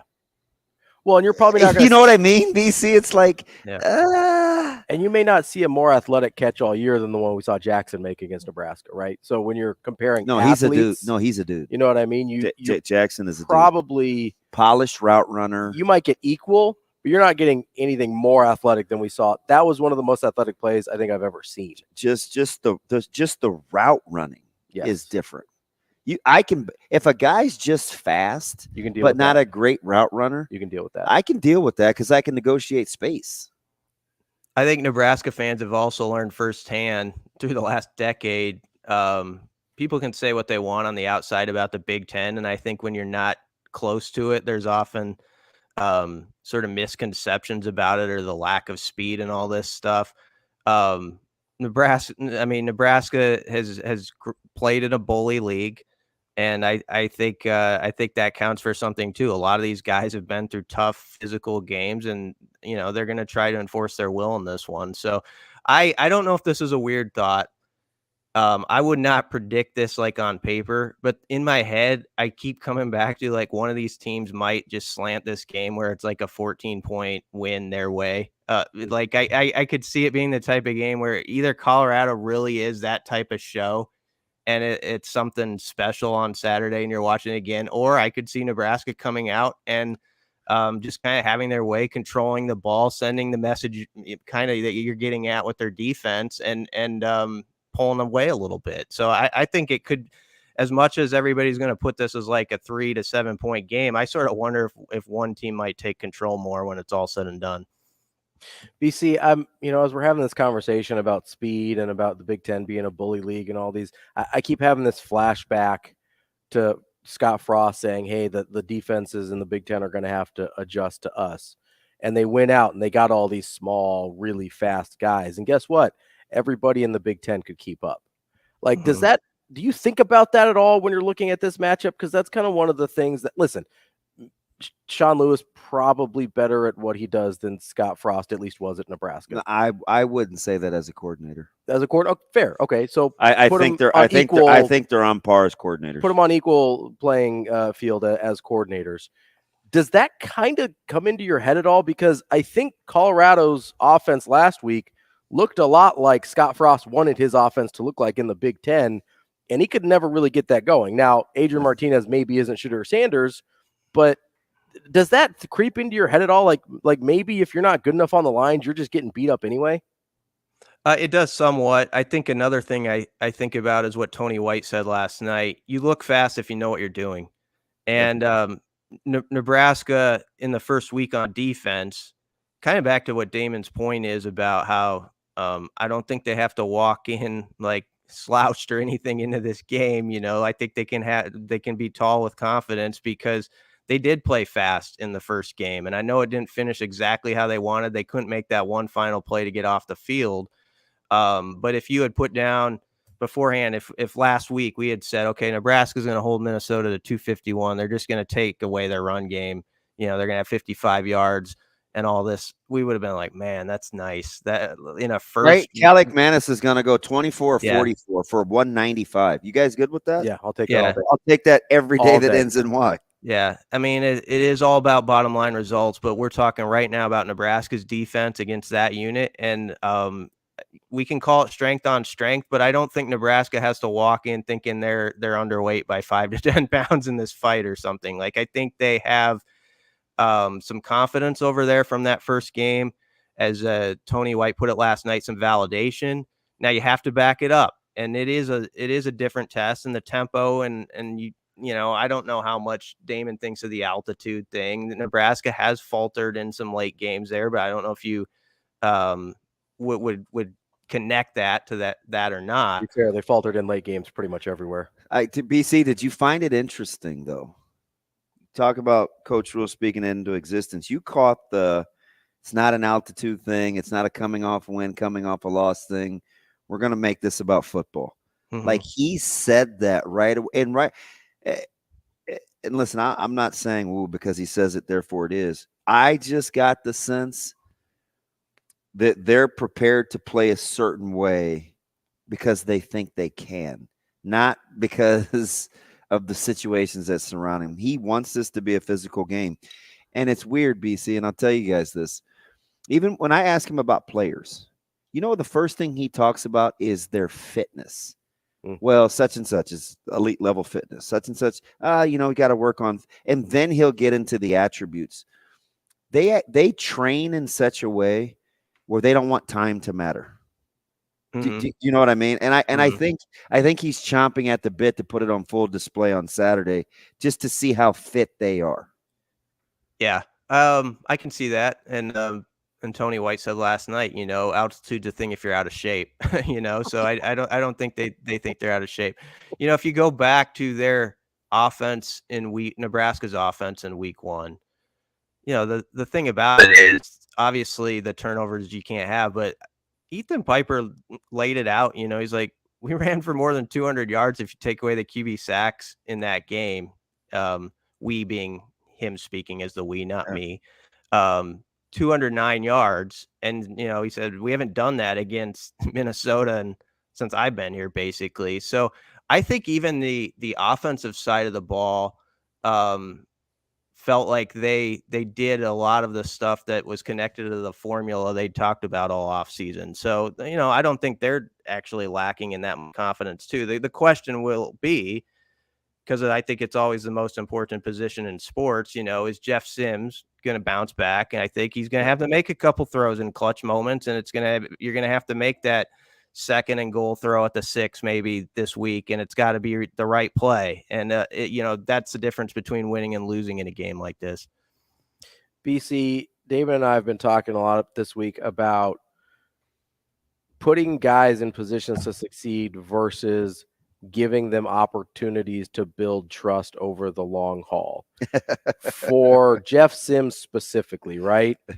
If you want to put him in positions to succeed, for me, that means scaling back maybe some of the throws you ask him to make. But if you're trying to build trust for the long haul, you're going to have to, like you said, ask him to make some throws that maybe he didn't make against Minnesota. On that spectrum, where do you think the balance is? Oh, man, that's tough. I think ultimately, whatever your answer is, maybe it's just best case scenario. That's got to be kind of how Nebraska's thinking too, don't you think? Yeah. I mean, you early on, I think you do want to give him some throws. You feel like these are your best.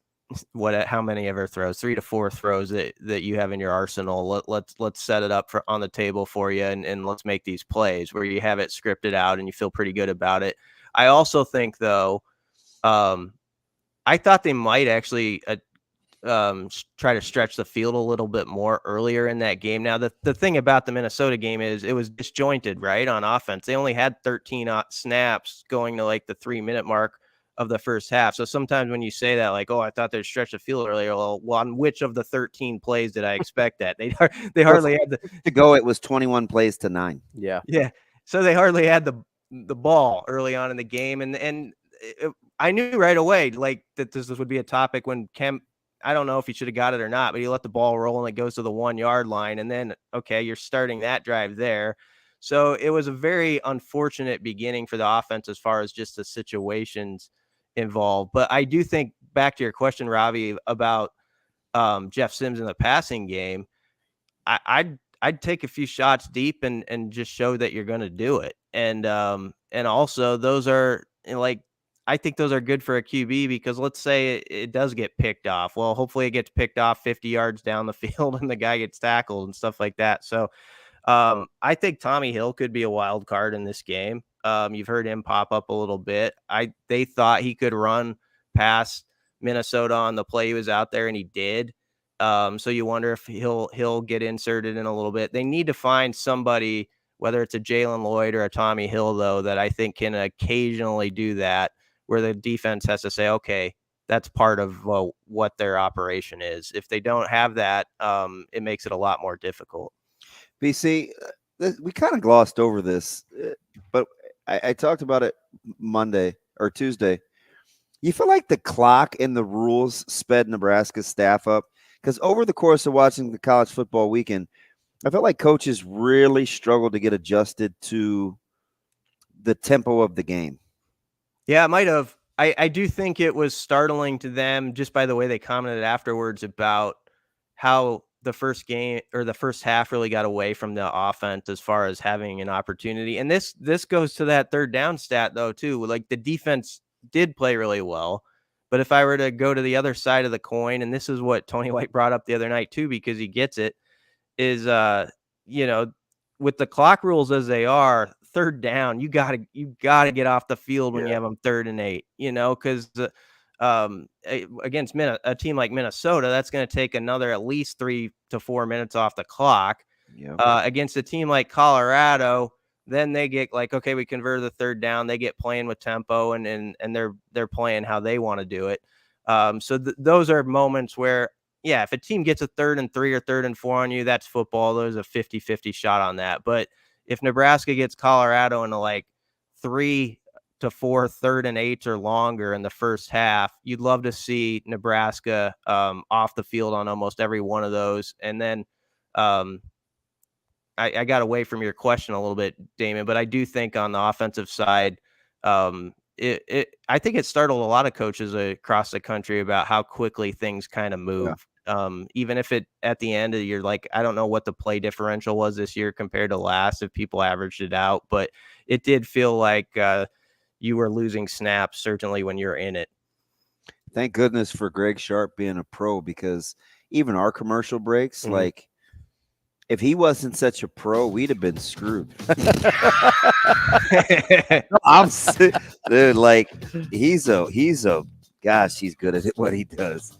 I mean, because he's helping back in the studio with the engineers. Like, the breaks were, and he just kept his cool. He kind of managed the deal, and he called the game. I was like, Sharp, you're a monster. It's going to be fun. We're going to one of the biggest games in college football this week. Nebraska's in it. It's fun time. You know it. Appreciate it, BC. Thanks, BC. Thanks, guys. That's our friend Brian Christopherson, Husker 24/7. Coming up next, we'll talk to our friend Kevin Sjuts from 1011 News in Lincoln, right here on Benning and Lulla.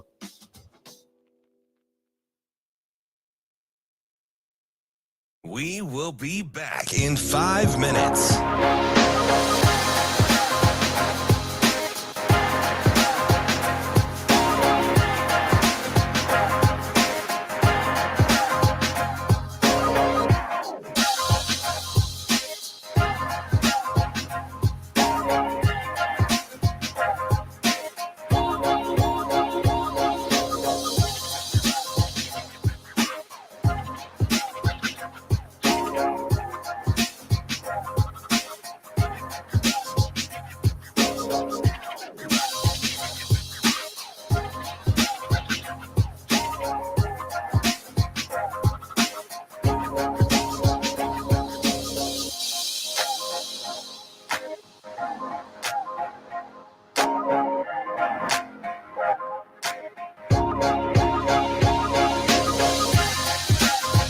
We will be back in 4 minutes.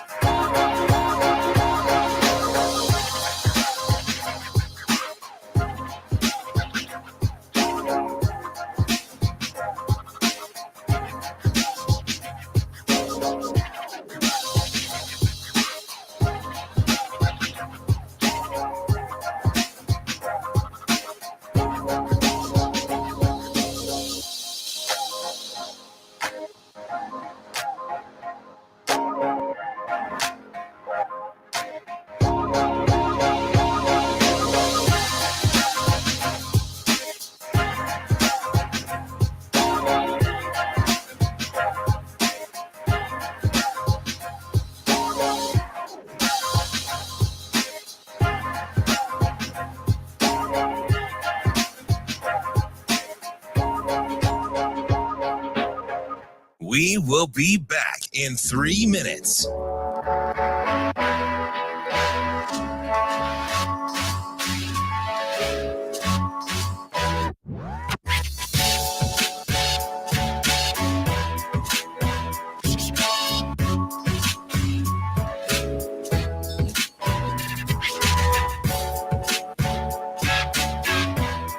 The reason why I say I played that game is just for me because them the games you want.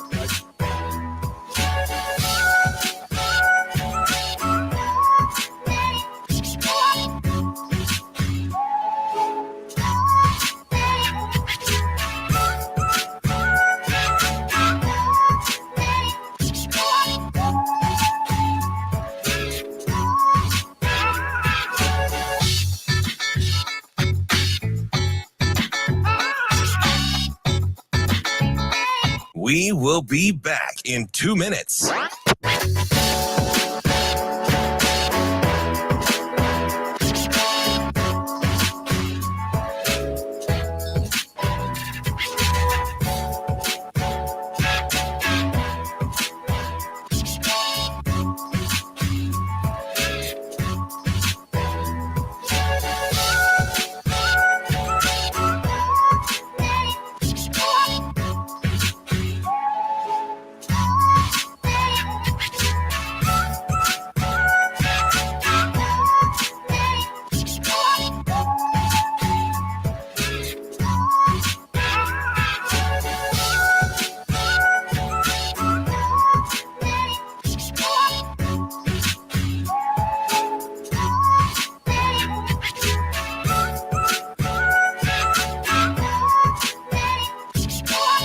We will be back in 1 minute.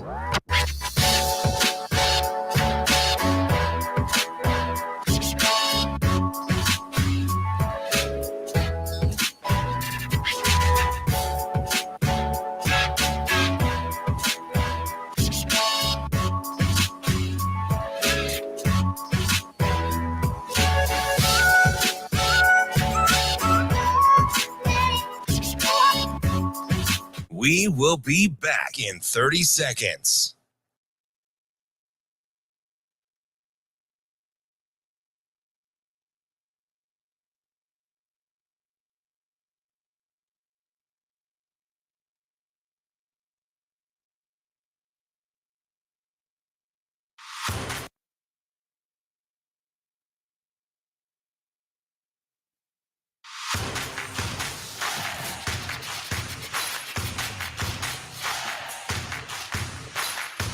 Hurrdat Sports presents the Damon Benning Show with Ravi Lulla.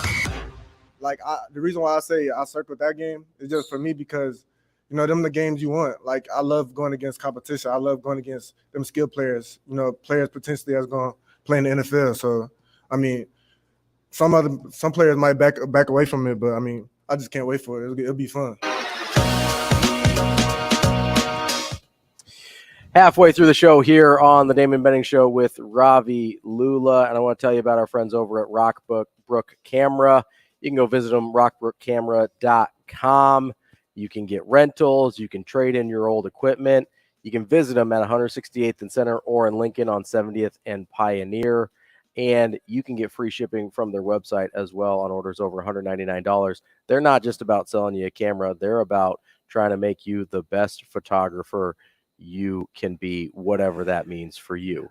I know our next guest is all about being the best he can be. Photog. Our friend Kevin Sjuts, the sports director at 1011 News down in Lincoln. Kevin, how are you today?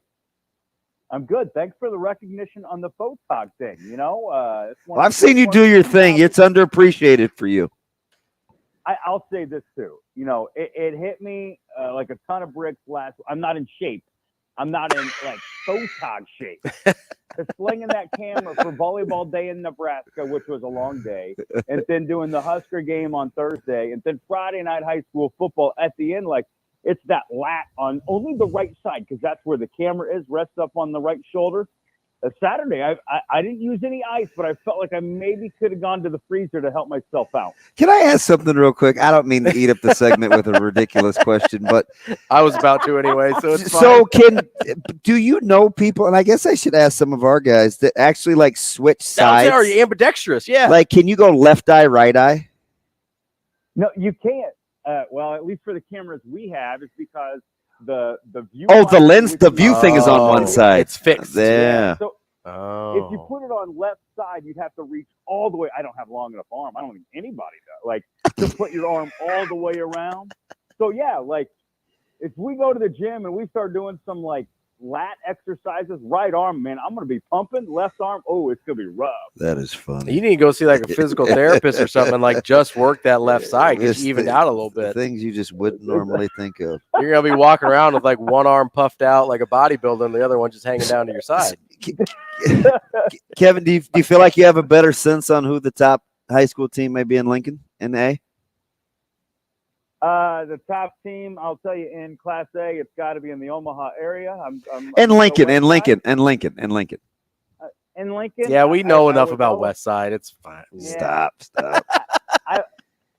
I was going to say Southeast. I was riding on the night train beginning of the season. They're 0-2. I know. They've played two really tough opponents. I still think they're really good. Their schedule just does them no favors. They've got to go to Papio. No, they're hosting Papio on Thursday. So that's a good offensive team. I know. So for Ryan Gattulo, that's a tough start.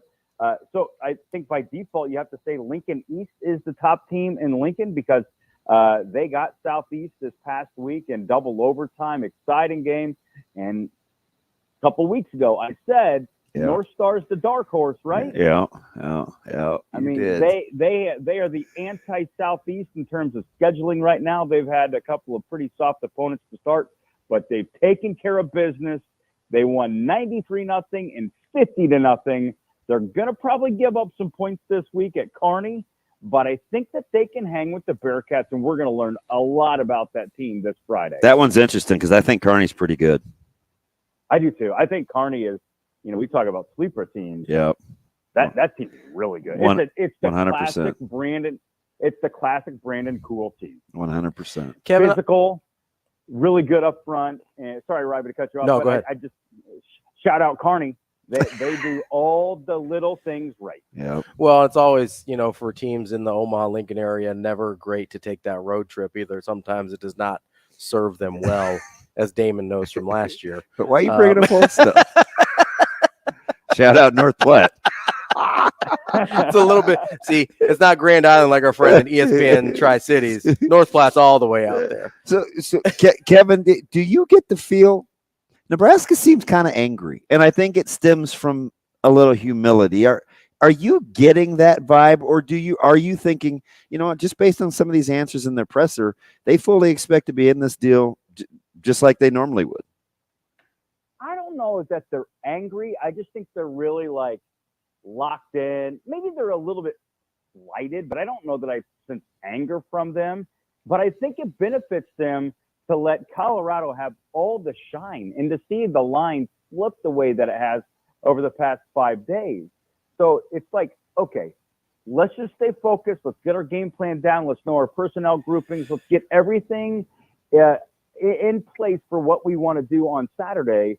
And then let's just have it all play out. I do think that this is a game for Nebraska that if they scheme it right, it's coming down to the very end. I don't think Colorado is going to score 45 points against Nebraska.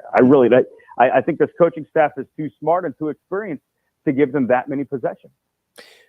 DB was asking this question yesterday, and it sounds like you're leaning one way, but I want to see where your thoughts are. It seems like Colorado coming on this huge high. Nebraska obviously got humbled a little bit.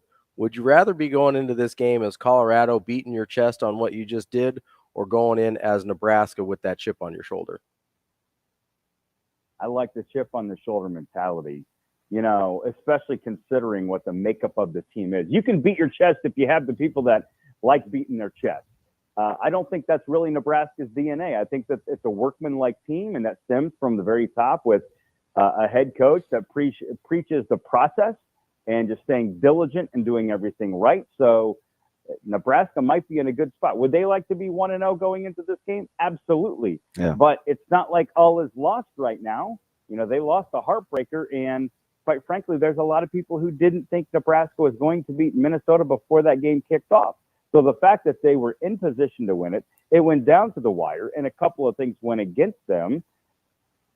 It's not like the overall perspective of the season should have completely changed for a lot of fans. Though, in society now and just, quick evaluations, some people maybe have done that. But I think that maybe is a little bit foolish. If anything, you might be a little bit encouraged because of what you saw specifically on the back end defensively with this Nebraska football team. So bigger factor, Kevin, for you, because both these things are kind of overlooked. Nebraska played pretty well on special teams. You hope it's portable, especially in the altitude, or Ty Robinson sitting the half. Which one do you think reveals itself quicker? I think Ty Robinson sitting the first half. That really is tough. He was playing pretty well. It was, and I didn't love it with all the other overturns this past weekend. Yeah, I agree. But we didn't know that. This was Thursday. But then we saw everything that happened on Saturday. So, DB, that's a fantastic point, that it's almost like, the targeting situation, it was already in a gray space. It got really confusing watching week one of college football. 100%. Nebraska has some depth up front, but I think Ty Robinson, the way that he's reshaped his body, his fitness seems really good. And he's just lighter on his feet, it appears to me, this year than in previous seasons. So not having him out there, especially against a team that's going to throw the ball as often as they do, you're going to have to generate a pass rush. And I feel like Ty Robinson, when he comes in the second half, and don't overlook that, he's going to be fresh for the third quarter. That's what I was just going to ask. There's going to be some offensive linemen for Colorado playing at altitude. Oh, good call. And this is going to be an emotionally draining game for Colorado because of everything that's rolled up into this. So you could maybe see some fatigue set in for Colorado's offense, and you have a fresh Ty Robinson. It's going to be like a dog that's caged up with a fresh set of meat right outside the cage. You're going to open that thing up, and Ty Robinson is going to go from his first snap in the third quarter. Kevin, got a little less than a minute left here with you. If I held your feet to the fire a little bit, I don't necessarily need a game score here, but how do you think this game ends up playing out? I think Colorado wins. I think it's close. I just hate saying that out loud because it makes so many people cringe around here. But I think it's going to be maybe played in the 20s. Perhaps the winning score might be 30-31. I think the Huskers are in there at the end just based on the numbers game, the pace of football, and what we saw in week one. I'm guessing Matt Rhule's game plan for this and trying to limit possessions. I think it's going to go down to the end. I think the Huskers are right there. But unfortunately, in my gut right now, I say the Huskers are going to lose in Boulder. That's our friend Kevin Sjuts, sports director over at 1011 News in Lincoln. Kevin, we appreciate you as always. Thanks, Kevin. All right, you boys have a good one. Kevin joined us on the Warhorse Sportsbook hotline. Only place in casino in Nebraska where you can place bets. You have to go into the casino in Lincoln, Nebraska to place your sports bets. Go to warhorsecasino.com/sportsbook or download the app. No bets, no glory. Warhorse Sportsbook. More of Benning and Lulla coming up next.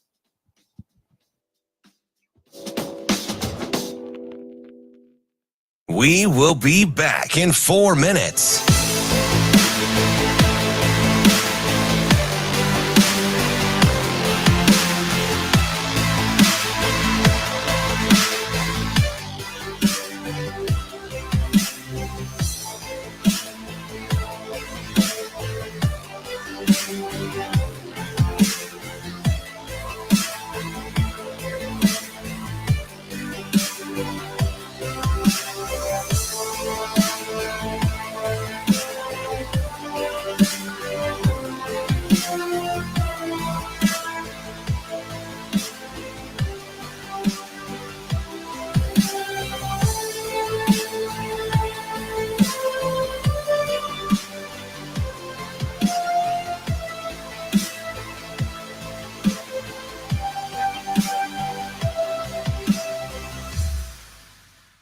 We will be back in 3 minutes.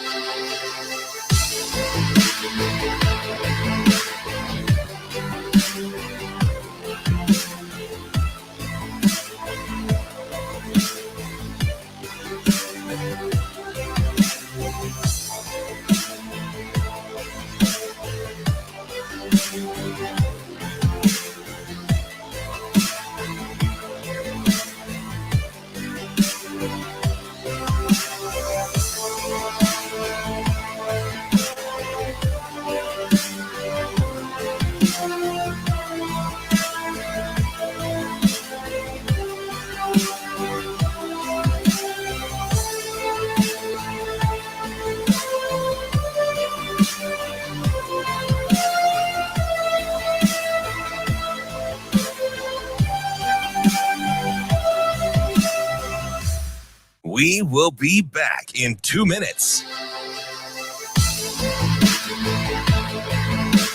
You know, it was fun watching them go up and all the hard work in the offseason, again, it comes down to us executing.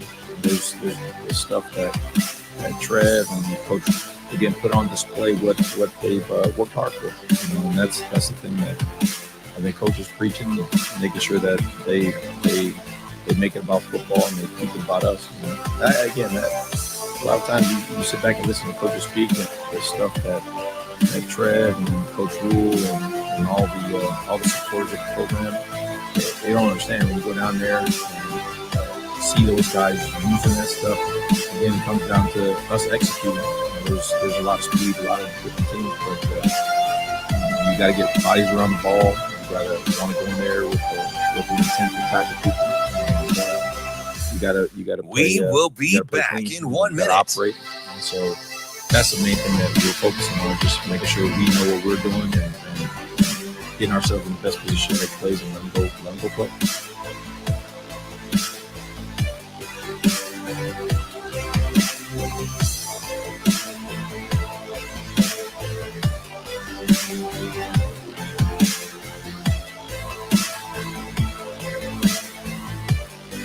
We will be back in 30 seconds.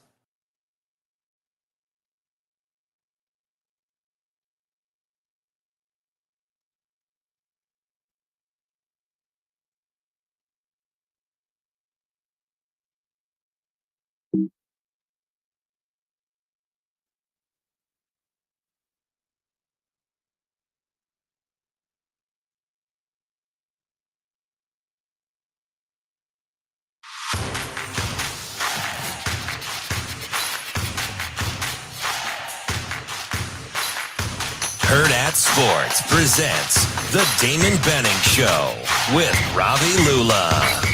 Again, it comes down to us executing. You know, there's a lot of speed, a lot of different teams, but you got to get bodies around the ball. You got to want to go in there with an intent to tackle people, and you got to play clean. You know, you got to operate, and so that's the main thing that we're focusing on, is just making sure we know what we're doing and getting ourselves in the best position to make plays and let them go play. I gotta be honest, I'm a little shook here. Welcome back. CB Show with Ravi Lulla. We're live from Hurrdat Sports Bar. Just enjoying life, man. Coming up at the 9 o'clock hour, we'll talk a little NFL. I wasn't prepared for that. Prediction sure to go wrong. At 9:43, we will talk to Avarie Howard. That's right. One of our best and brightest. We're going to try to play a little game at 9:30. And we're going to maybe play a little game. We'll see. We didn't get to it last week. We were busy. Little game at 9:30. Ravi, just next time I'll try to give you a little warning. Yeah, do that before 30 seconds left in the break. This dude's still laughing. Let's go to the phone lines, the Warhorse phone lines, and talk to my main man. What are you laughing at? Out of breath, Brian. B, what's up? What's going on, Ding? What's going on, Robbie? Robbie just happened to catch a picture of Shane that he tweeted out on Twitter, and he's still laughing. I was the muscles and everything. No, you got to go to Shane's Twitter page. I wasn't ready for it. And check out his picture. Wasn't ready for and it. keep in mind, he is a sophomore in college. I wasn't ready. That's all. What is it? When you been working at Chippendale or something? Oh wow. What? No. You been to Chippendales? You can compare? Hey, in honor of 50 years of hip hop, in 4 seconds, a teacher is about to speak. Oh wow. I'm gonna say, I listen, and this is what I like when I listen to y'all talk about Deion earlier. I listen to Ravi, the reason you gave, and I understand it. But it points out something I kind of don't like about this state is that we hear a lot of people here will scream, "I don't like the guy who beats his chest," but y'all be sure quick in this state to pat your own self on the back. Okay. That to me don't make it because it's almost you can find the same sort of attitudes and bad fans on both sides. Me personally, I like Deion Sanders. I like for him to call people to be called out. I have no problem with the players he dismissed on the team because I see parents in this state when they go and watch their kids play basketball, football, whatever. They'll play. If there's a kid this week on the team, I hear them comments they make on the sideline. Okay, so don't you guys attack Jimmy? He's not very good. Go after Jimmy. Yes, I've heard. I was at a Catholic school roughing a game at Holy Name, and heard a lady. Well, they only got 3 rows. She told one girl to elbow the other girl. She tried to whisper it too. And she was surrounded by fans. I guess she thought she was the only one that was talking. Get her. But get her, Cassie. Go ahead, elbow. She elbowed the girl. Bad parenting. Okay. All I'm saying is, if you don't like them, I'd rather you just say I just don't like it. Yeah. That's all right. That's all right. Don't make up little. I don't like it because he puts coconut sprinkles on his white cake. That's stupid. That's stupid. Okay. Him and Michael Irvin is the same. I couldn't stand Michael Irvin when he was at Miami.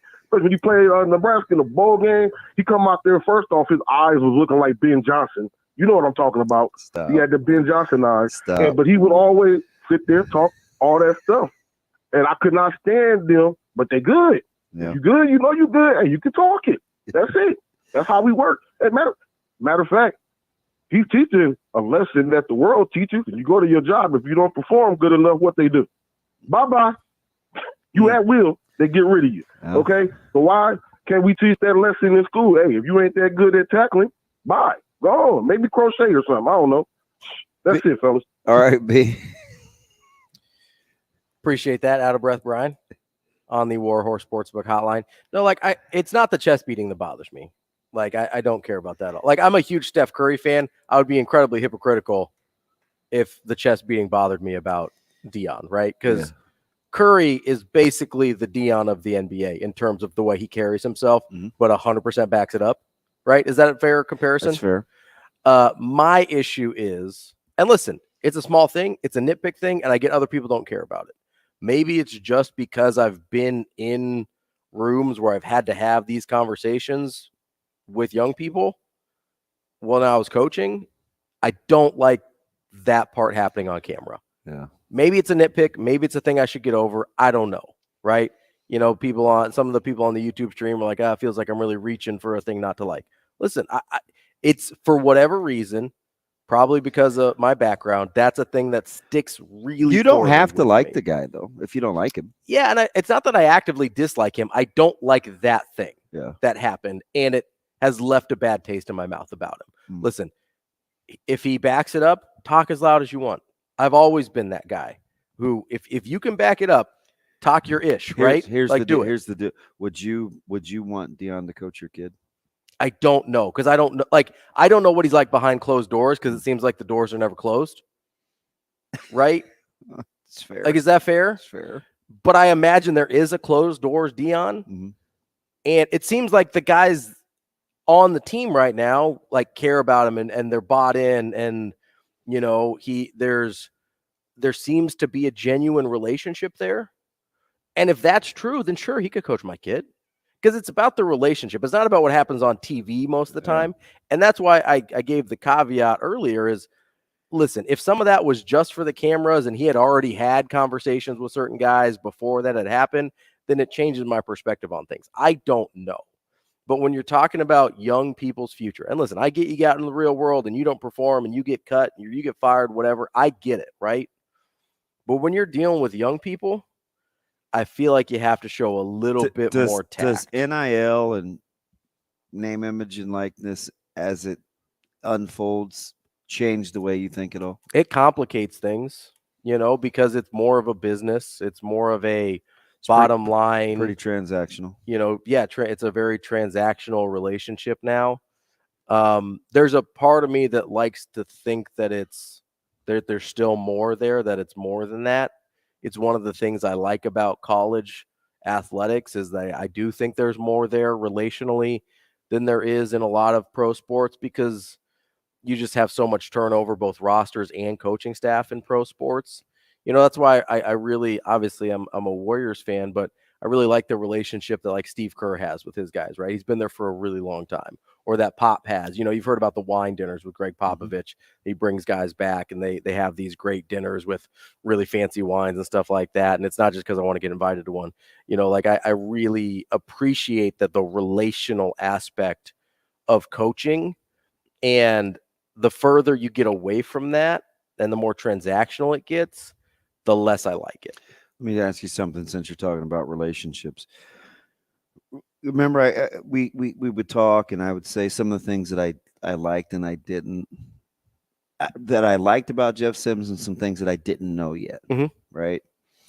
Do you remember one of the attributes that I really liked about Jeff Sims that I thought you had to have to be coached by Coach Satterfield? What's that?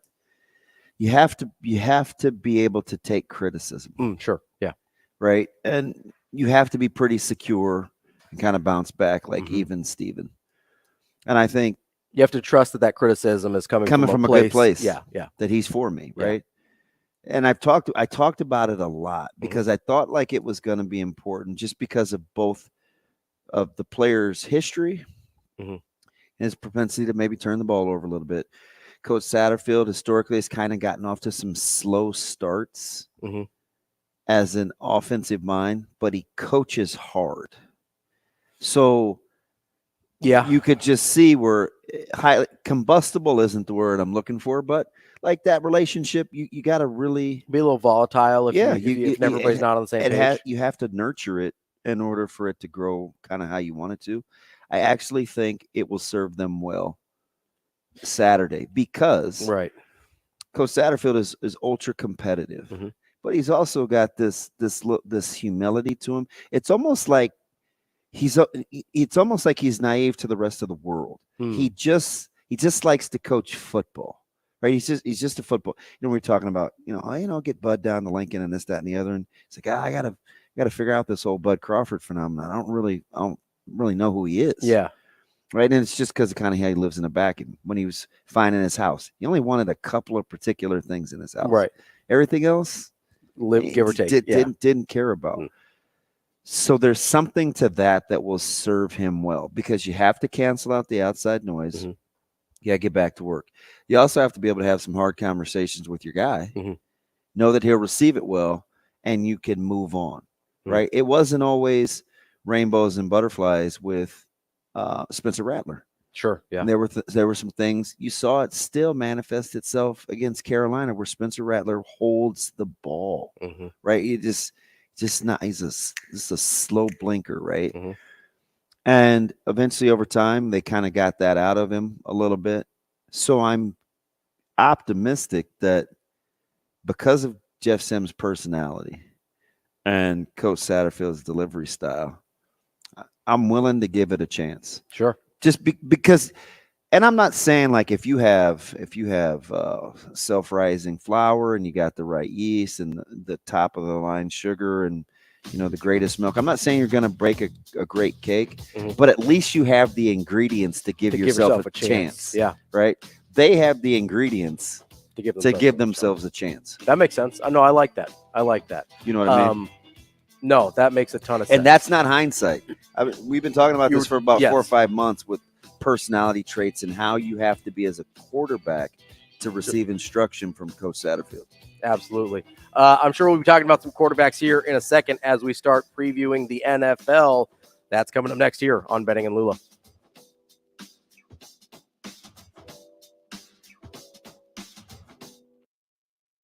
We will be back in 4 minutes.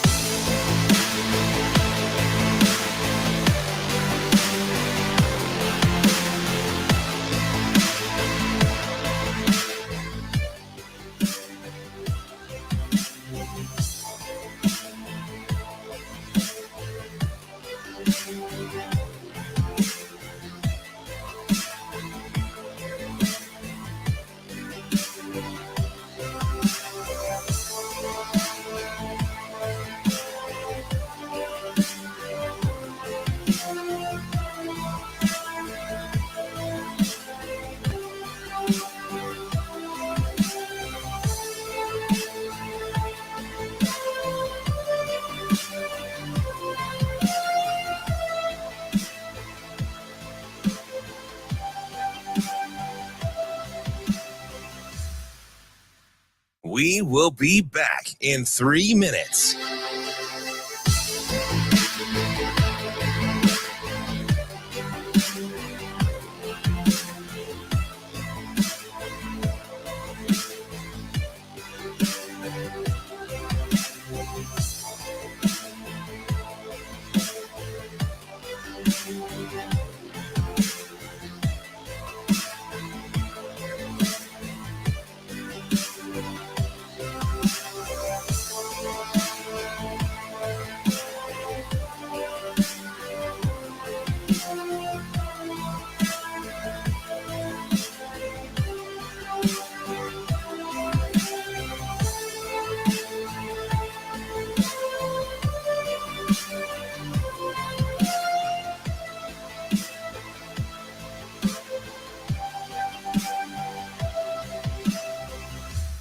We will be back in 2 minutes.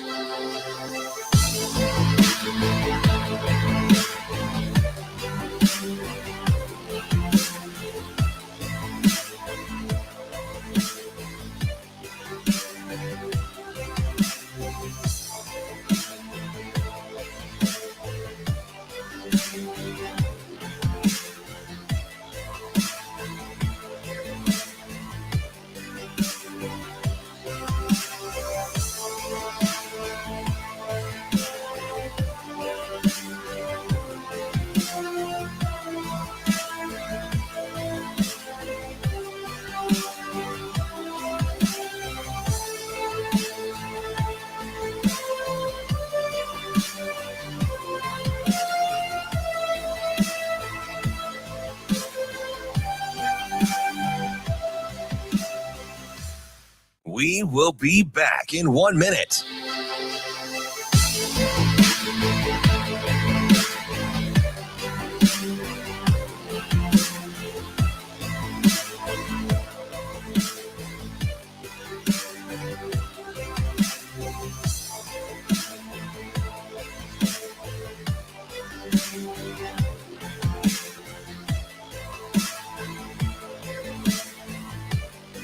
We will be back in 30 seconds.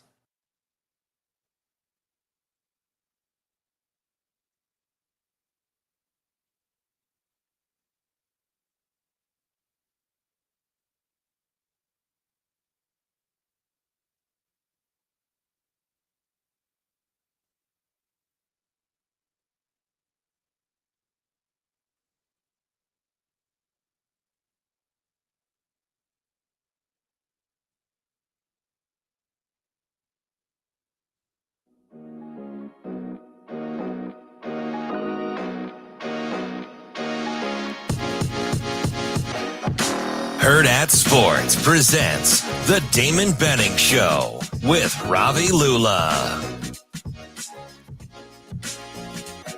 Here we go on the third hour of the show. Welcome in KFOR in Lincoln to the Damon Benning Show with Ravi Lulla. Our friends ESPN Tri-Cities and AM 590 ESPN Omaha have been with us the whole day.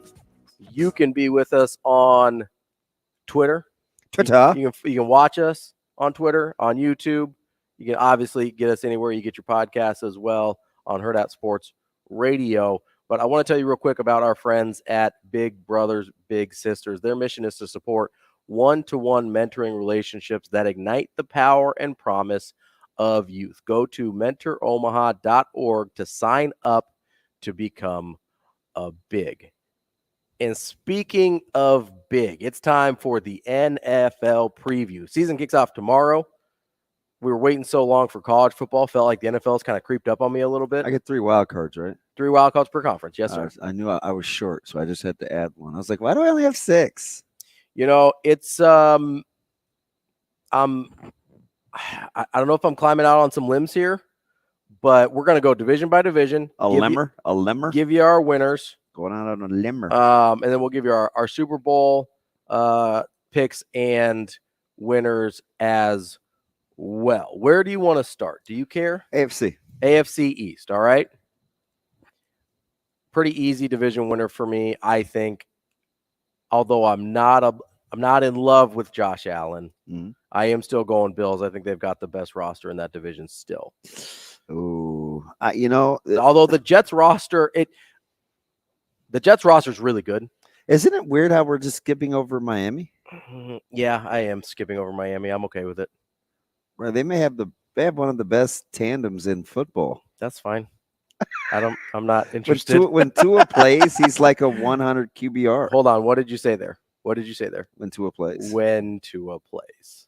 You don't think you're betting on Tua to stay healthy all year? Yeah. Well, no more than Josh Allen. Yeah, Josh Allen isn't built. Not that Allen has a history of getting hurt, but I mean it is predicated on. He puts himself in.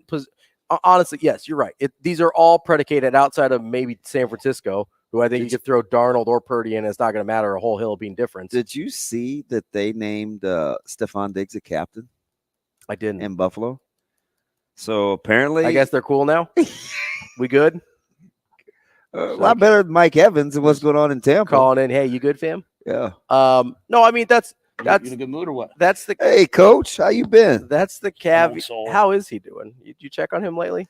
Not since Friday night late. Okay, probably. Okay. 12 oh o'clock. yeah, you told me you were having a conversation. Thanks, guys. With Thanks him. for everything all preseason. Appreciate y'all. I'm not going to share that yet.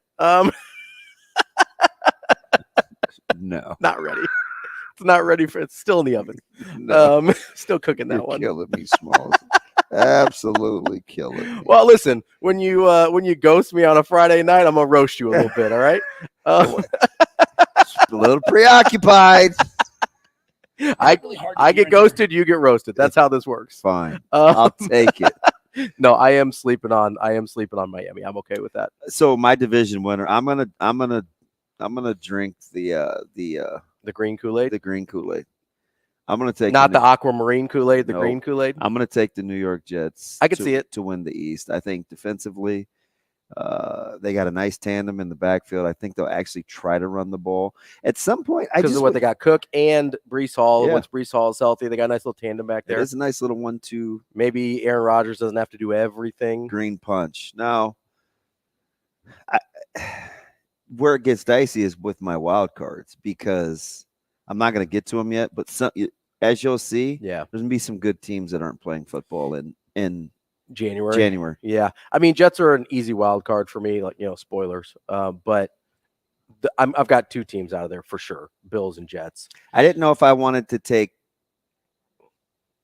So there's one division I thought 3 teams could get in. So I had to decide who gets the 2 and the 1. I do have a division where I have 3 teams get in. It's the North, isn't it? No.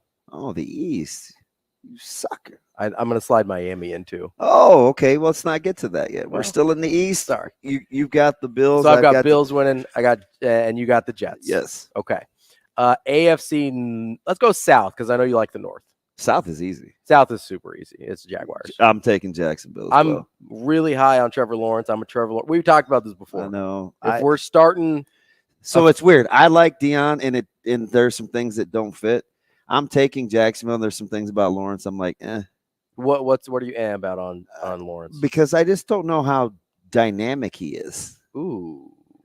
Okay. How so?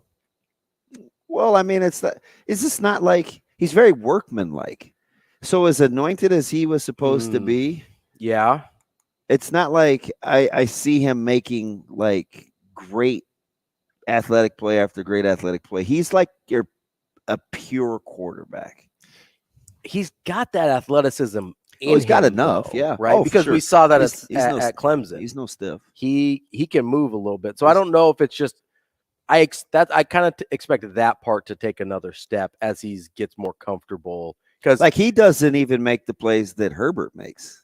right, but he wins. So that's a big difference. Well, although Herbert has more wins than I don't count year one with Trevor Lawrence at all because the Because Urban of Meyer Urban thing Meyer doesn't thing? count at all. Yeah, some of those stories are wild. That doesn't the fact that he was good last year is a miracle with And he's what got he a good started with. coach. Did you, by any chance, see the little snippet sit down with Urban Meyer and Jerry DiNardo? No, I didn't. I have to send that to you because they Yeah. act like they were going to break stuff down, but they really didn't get in X's and O's. They got into like building a program. So it was weird. Yeah. It was previewing Nebraska, Colorado. Between that and the urban version of the Swamp Kings, I feel like he's trying to make a comeback. Dude, he totally directed that thing. It wasn't even legit. That's what I mean, right? they didn't even like you left out a lot of things. Almost all the important things, basically. So I've got. Don't call it a comeback. Don't call it a You've comeback. been here for years. I have the Jaguars. I don't have anybody else out of that division making the playoffs. Me neither. Okay, let's go AFC West. Yeah, you could make the case in the South that nobody has a winning record. I think besides the Jaguars. Yeah, I agree. I think I'm expecting some regression from the Titans. I don't. Now you were kind of on the Colts a little bit. I am not. You're out. You're I'm out now. I'm out on the Colts because rookie quarterback. I just don't not like how sure they're- what the Jonathan Taylor situation is Yeah, happening. I'm just not. Okay. Well, I know he's not playing for 4 weeks, Right, for but we don't sure. know after that. Yeah, right. That's a, and then the Texans are going to be pure garbage, as they tend to be. Let's go AFC. Even though I'm cheering for D'Amico Ryans, I just wish I that love wasn't the D'Amico job he Ryans. took. Dude, I'm glad you said that I because just wish that wasn't the job he took. I know he's a Houston guy. I know he played there, and I think he's from Texas originally. He went to A&M, right? But no, yeah, he went to A&M. Yeah. I was thinking Patrick Willis and Old Miss. Don't ask why. Well, 49ers DC, 49ers linebacker. D'Amico played Hey, linebacker. thank you. I think that's kind of a reach, but I like it. I think I'll eat it. I think that's where that's pretty good. I'll take that. Oh man, I loved Patrick Willis too, but I really, with the jobs that were open, and he seemed like he had a real shot at Denver. Seemed like he had a real shot at a lot of other places.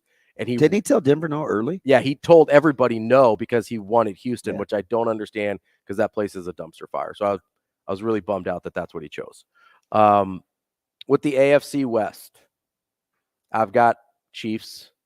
I know you're high on the Broncos though too. I do like the Broncos.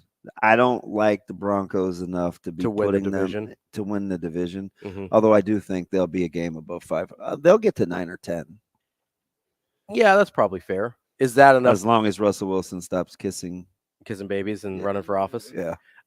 Is that enough to get him in the playoffs? It is not. I'm taking the Kansas City Chiefs to win the division. Okay. They're telling me that Kelsey's ligaments are intact. That's what they say. They say he hyperextended the knee, but the ligaments are intact. So that's going to be a second. Yes. I mean, that might be a 4 to 6 week deal.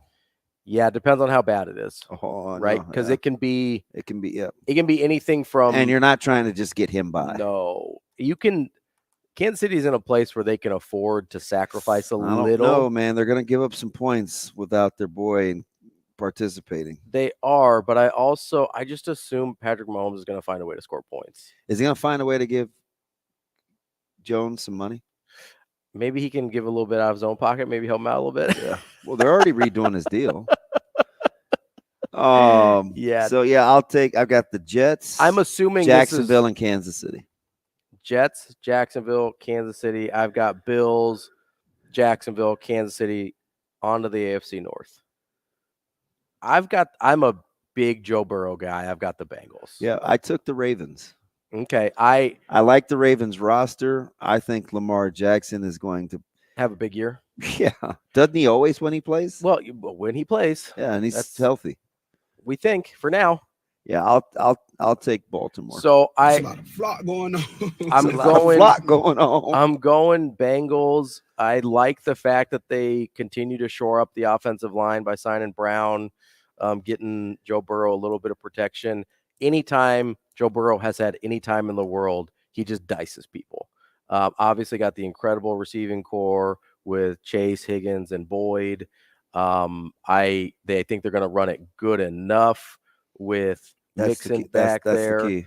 And I think they're going to defend at the same level they have the last couple of years, good enough.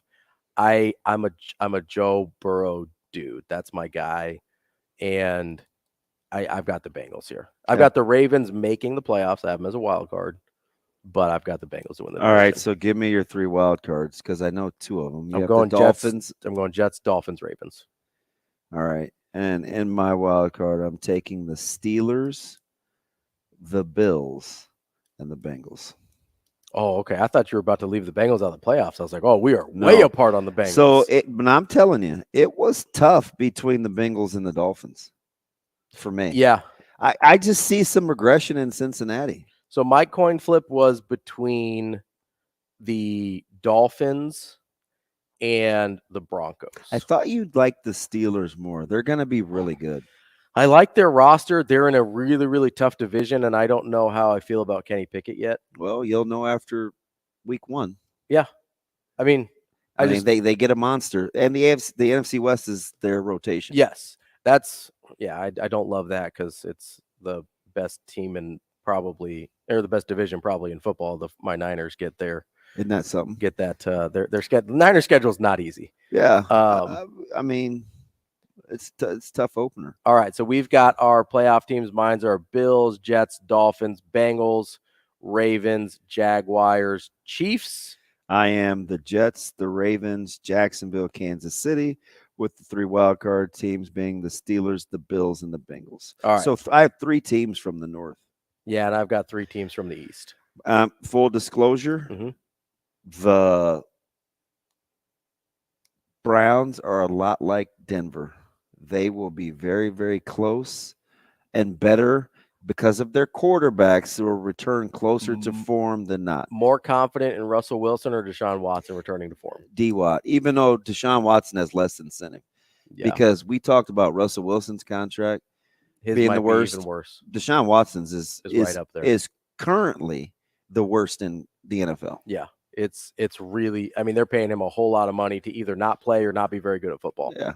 So that's going to be really interesting. I think I'm less confident in Watson. He was away from the game for so long. Well, he knocked the rust off last year when he was dinking around winning 4 games. I don't know. I mean, did you see the numbers with those 4 games? Yeah, it was rough. It wasn't very good. That's kind of why quarterback wins can be a little deceiving. Just ask our friend Timmy Tebow. Wow. the guy that beat the Steelers in the playoffs. I'm sure that's not what you were thinking. That wasn't. It was. Oh no! I did not see Demaryius. I did not see him just going for 88 yards to end that in over. I did not see that coming. I would never. Yeah, okay. I'm not a jerk like that. All right. Let you tell it. Let's go to NFC. We've got. Let's start with the NFC East. Tough division. It is a tough division, and I do see some regression for the Giants, so this made it a little easier for me. I see some regression from the Eagles as well. Okay.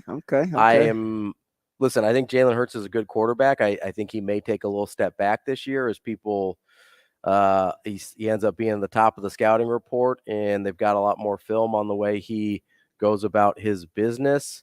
I do think losing Hargrave is a big deal. What's up, Q Daddy? I think I'm gonna go Cowboys here to win the division. Okay. I'm going with the Eagles. Too much has to go wrong for them to fall out. Yeah. That's fair. That's totally fair. I think I'm gonna go with the Eagles as the safe pick. Okay, fair enough. I'm going Cowboys there. NFC North. This one is interesting because you've got your Lions as the favorite. And I don't know how much I buy that. You're buying into because of the hype. Yeah, there's a lot of hype there. And listen, I think Jared Goff has played really well there. Obviously, I am not totally sold on the Dan Campbell thing. He feels like a college coach to me, and I don't mean that in a bad way. Just that offense though, he has Goff looking like he does. They're humming. Joe Montana out they're there. Humming. I just don't know how they handle expectations, right? They've kind of been everybody's darling in terms of, oh, isn't it cute what Detroit's doing? They're pretty good. now when the rubber hits the road in terms of being those guys, I don't totally trust it. I'm going Vikings to win the division. I took the Vikings as well. Yeah. It's weird to be like, yeah, I trust Kirk Cousins more. No. But regular season wise, that dude gets it How done. you guys hate on Cousins? I'm not a hater. No, listen. I don't think he's an elite guy. I think he's top 10, 12 in the league, right? Okay. Which I think wins you the division. I trust that he will be somewhere between the 8th and 12th best quarterback in the league this year, which means he wins the division. They're locking up his offensive talent, so he. Yes. I mean, I don't think hopefully he'll be there. He may not, though. He's probably in that like third tier of quarterbacks in terms of guys that I really like, but he is rock solid, and I trust it. Yeah, but think about this though. What do you got over there? When it comes to the Lions, that division has probably evened out more. Says this is the resident Lions fan. Than it has. Man, are you a Raiders fan or a Lions fan? I need you to pick one. He's both. I need you to pick one. Who's your ride or die? My ride or die is the Raiders. Okay. It's not the Lions. I don't know. You're talking over there like you're a big Lions guy. I don't know. No, I like watching the Lions. Just for an NFC. So the Lions are my Florida State, right? Is that fair? Yeah, that's fine. The Raiders are your Huskers. The Lions are Florida State. I was just saying this is the first time in years that in a long time that the division's been more even across the board from one team to another than it has in the past, where you don't have a way dominant team like the Packers or whatever. So I think the Lions actually have a chance this year. So don't cut them short. They do have a chance. Don't cut him short. Yeah. He's the king of mixing. Don't sell them short. Don't cut them short. Don't cut them off at the knees. Don't sell them off at the knees. Waiting for the other shoe to fall off. Waiting for the other shoe to fall off. Don't sell them off at the knees. Don't do it. Don't do it. D'Amico Ryans, I should have known this because he's from the same hometown as my good buddy in Omaha, Dwayne Harris. Yeah. The sack king. Okay. And against Miami. Bessemer, Alabama. Bessemer. Both from the same place. D'Amico Ryans was a Alabama Crimson Tide. Oh, he went to Alabama? Yeah. Bessemer, Alabama. I really thought he was an A&M guy. Where did I get that? I think Bessemer, Alabama, you got to look up their attendance or their population. Yeah. But with Dwayne Harris and D'Amico Ryans both being from the little town of Bessemer, that's that cool. is unprecedented, I would think. 25,000 people. That's it? Yep. So basically it's just Lincoln's campus. Not even. That's it, right? That's it. I think that's a little shy. Yeah, itty bitty. I think that's a little shy. Yeah, he did go to Alabama. Where was my head at? And you know who told you was your Florida State, your little love buddy. Who, Ryan? Rhino. That's my guy. All right. Kind of disgusting. Whatever. Like, I love Florida State. No, I love Florida State. I like Florida State. I like watching them play football. What do you want me to do? Nothing. You don't have to apologize. I like one Seminole. Warwick done? Yeah. Yeah. I like Peter Warwick better, but one of them told me he wanted my liver to bleed. That's not great. It's not the nicest thing in the world. No, it absolutely it's not. Hey, by the way, why does liking two teams in college football get more of a pass than liking two teams in the NFL? Is it the number of teams? Probably. Because you're dealing with like 130 teams in college. There's a couple of teams, and I have one favorite, but there's a couple I like. Yeah, that's fair. Like more than like. Yeah. Like I would say I actively root for Florida State. I really like Florida State football. I obviously love Nebraska. Yeah. I root for SC. I root for Georgia. Well, that's because I root for Miami. Do you root for North Carolina? Really? Why do you root for Miami? I just like them. That's a weird with your histories. I love their backs. I didn't like Miami until I got older. At the time. Yeah, so okay. I'm a big Edgerrin James. You're like a Clinton Portis, Edgerrin James, Frank Gore, McGahee. Oh yeah, fair enough. I can deal with that. Najee Davenport. My top 6 or 7 of all time players. Yeah, all Miami. Sean Taylor. Oh sure, yeah. R.I.P. Huge Sean Taylor. His little brother's playing college football now. I don't know if any of my favorite players play offense. Well, that's fair. They don't. One of my all-time favorite players is Peter Warwick. I love Peter Warwick. He was sick. He was incredible in college. He was He was incredible. He really was. That's a good one. All right. All right. Now we're at the I NFC. knew we would run out of time. Yeah, we are. We're gonna go through. Okay, so in the NFC. East, you took Dallas. I took Dallas. I took Vikings. And in I the took North. the Eagles. I have the Vikings. We both have the Vikings. All right. So NFC South. Boy, this is gonna be a toss-up. This is a bad division. I bad know what I division. settled in, and it was. I don't feel good about it. Yeah, this one was kind of tough. I guess the Saints. Listen, I don't know. I took the Panthers. You took the. Oh, okay. I took the Panthers. I mean, I don't have a good reason not to, except for I don't know what. I mean, Bryce Young I is. get Drew Carr. I do, or Derek Carr. Yeah. Not Drew Carr, but it's just more of a known. He Yeah. has the best supporting cast, I think. And listen, you're going to say, "Oh, Kamara and Thomas." I know. Yeah. I know. No, I have no idea. I looked at the division. I was like, I don't like any of it. I'm gonna take the Panthers Okay. begrudgingly. The Saints, it's one game will be the difference. Sure, yeah. And Panthers will be 9-8. The Saints will be 8-9. I would say maybe nobody in this division wins 10 games. I wouldn't be surprised by that. 9-8, 8-9. All right, NFC West. Obviously, I'm going Niners here. I took the Niners as well. All right, so our wild card teams. Now these wild cards are hard because you could have only one wild card team not named whoever's coming out of the East that has a winning record. Yeah, so I'm going Eagles. I took the Cowboys. Lions. I took the Lions as well. And Seahawks. I took the Seahawks as well. Oh, look at that. We're like in lockstep Yeah, here. and I don't love it. NFC. I mean, I don't know. I think the NFC is more straightforward than the AFC, honestly. So, like you really could have the Lions will probably win 10, but yeah, the Seahawks, they could be 9-8. I could see that. Yeah. Yeah, I could see that for sure. Or 8-9. Yeah. There's going to be some bad teams in the NFC playoffs. After the bottom five, after 5. Yeah, the bottom because half. I like the top. Because the top 5 records I think can play with anybody. Because Yeah. that would be the Eagles, the Vikings, San Francisco, the Lions, and the Cowboys. Yeah, I think so. And then there's the Seahawks and Especially the Eagles. and the winner of the AFC South. Especially if you're going by roster, Eagles and Niners rosters are incredible. Like 2 of the most complete. Really high level talent. So I think the top 5 records in the NFC could play with anybody in the AFC. Okay, real quick here. Super Bowl matchup. I'm not ready to get to it yet. On the other side? Yeah, we'll do it on the other side. All right. Are we still doing our game? That's what, I don't know. We'll see. That's what we call a radio tease. More of Benning and Lulla's NFL preview coming up next.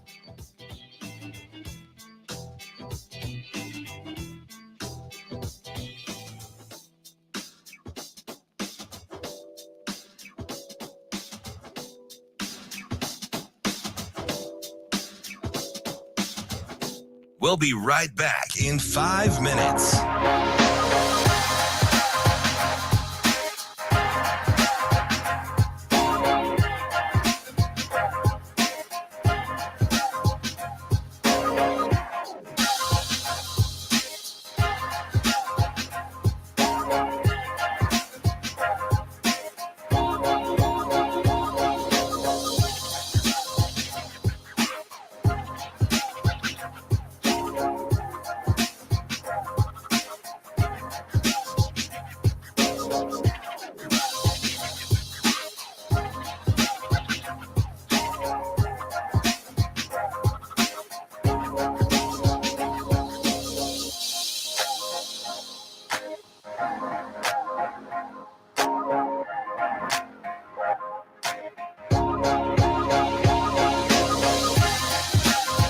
We'll be right back in 4 minutes.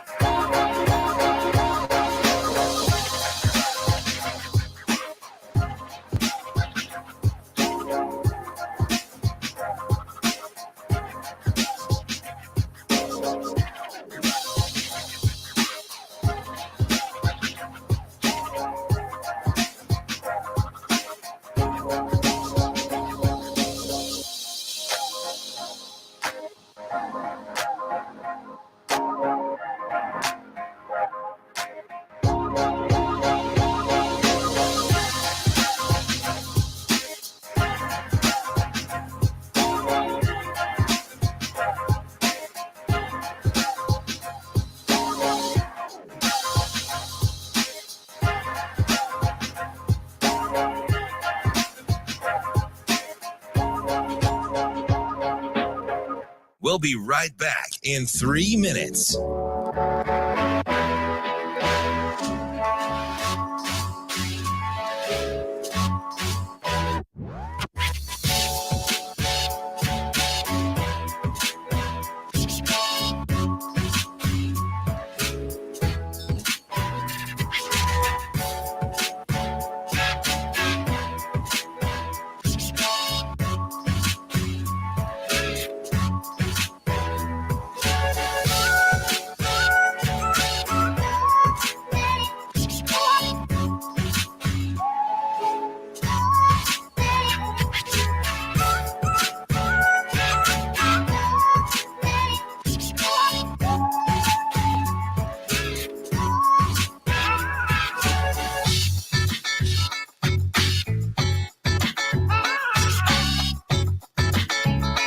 We'll be right back in 2 minutes.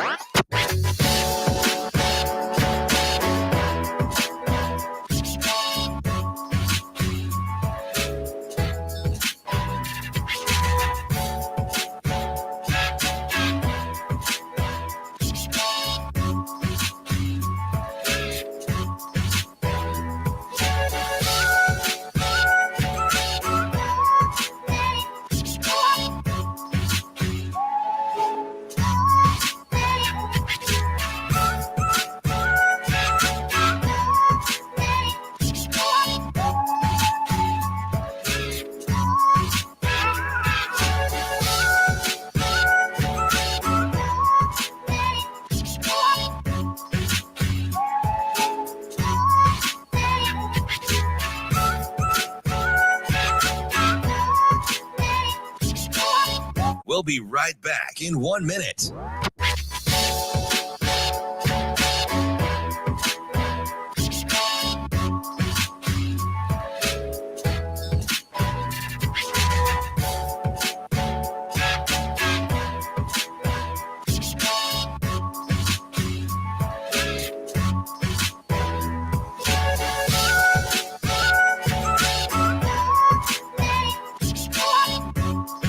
We'll be right back in 30 seconds.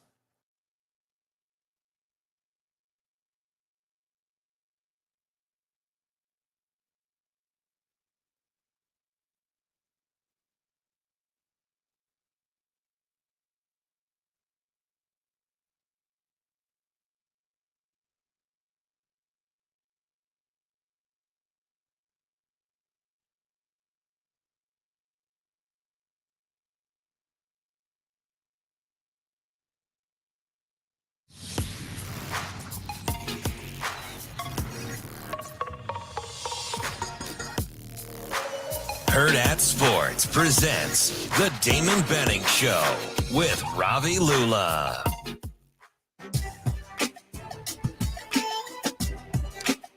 Welcome back to the Damon Benning Show with Ravi Lulla. We are continuing our NFL preview. We're going to try to get to a game here, which is presented by our friends at Dingman's Collision Center. They have been in business for over 25 years in Omaha, family-owned, family-run business. They've got the latest technology, so they can take care of you no matter whether you've got a Ford or a Tesla. They have got you covered. They've been voted best of Omaha for 18 years. Plus, they have this incredible give back program. You can learn more at dingmans.com/r-community. Better than a Tesla. But a couple of those that they like to focus on is Epic for girls and the Collective for Hope. So if you want to check those out, make sure you go to dingmans.com/r-community. So I don't know if we're going to get to the game. Depends on how long our preview goes here. So I have faith. I wanted to make sure we got to Dingman's because we love our friends over at Dingman's. Yes. All right. Finally picking up your vehicle today, huh? The tow company. The tow people? Yeah, that's not a Dingman's No, problem. I know. That is a working things out with insurance. Because since it wasn't my fault, the accident, you have to work through the other people's insurance, which makes it a little bit more complicated. Yeah. So you're going on about what, 7-8 days? It is. The accident was a week ago today. Yeah, about a week So ago. they finally got me. I got my rental on Friday, so it only took a couple days to get the rental. You got your Ravi 4? I don't want to talk about it. I've been on the phone with them so much, being like, hey, give me any other car that is also an SUV. That's not technically. Is that technically an SUV? It's a compact SUV, I think, which is basically like a hatchback. I don't even know what. Yeah, I don't even know what we're doing. I hate it. You and Shane look like I hate it. Cousins.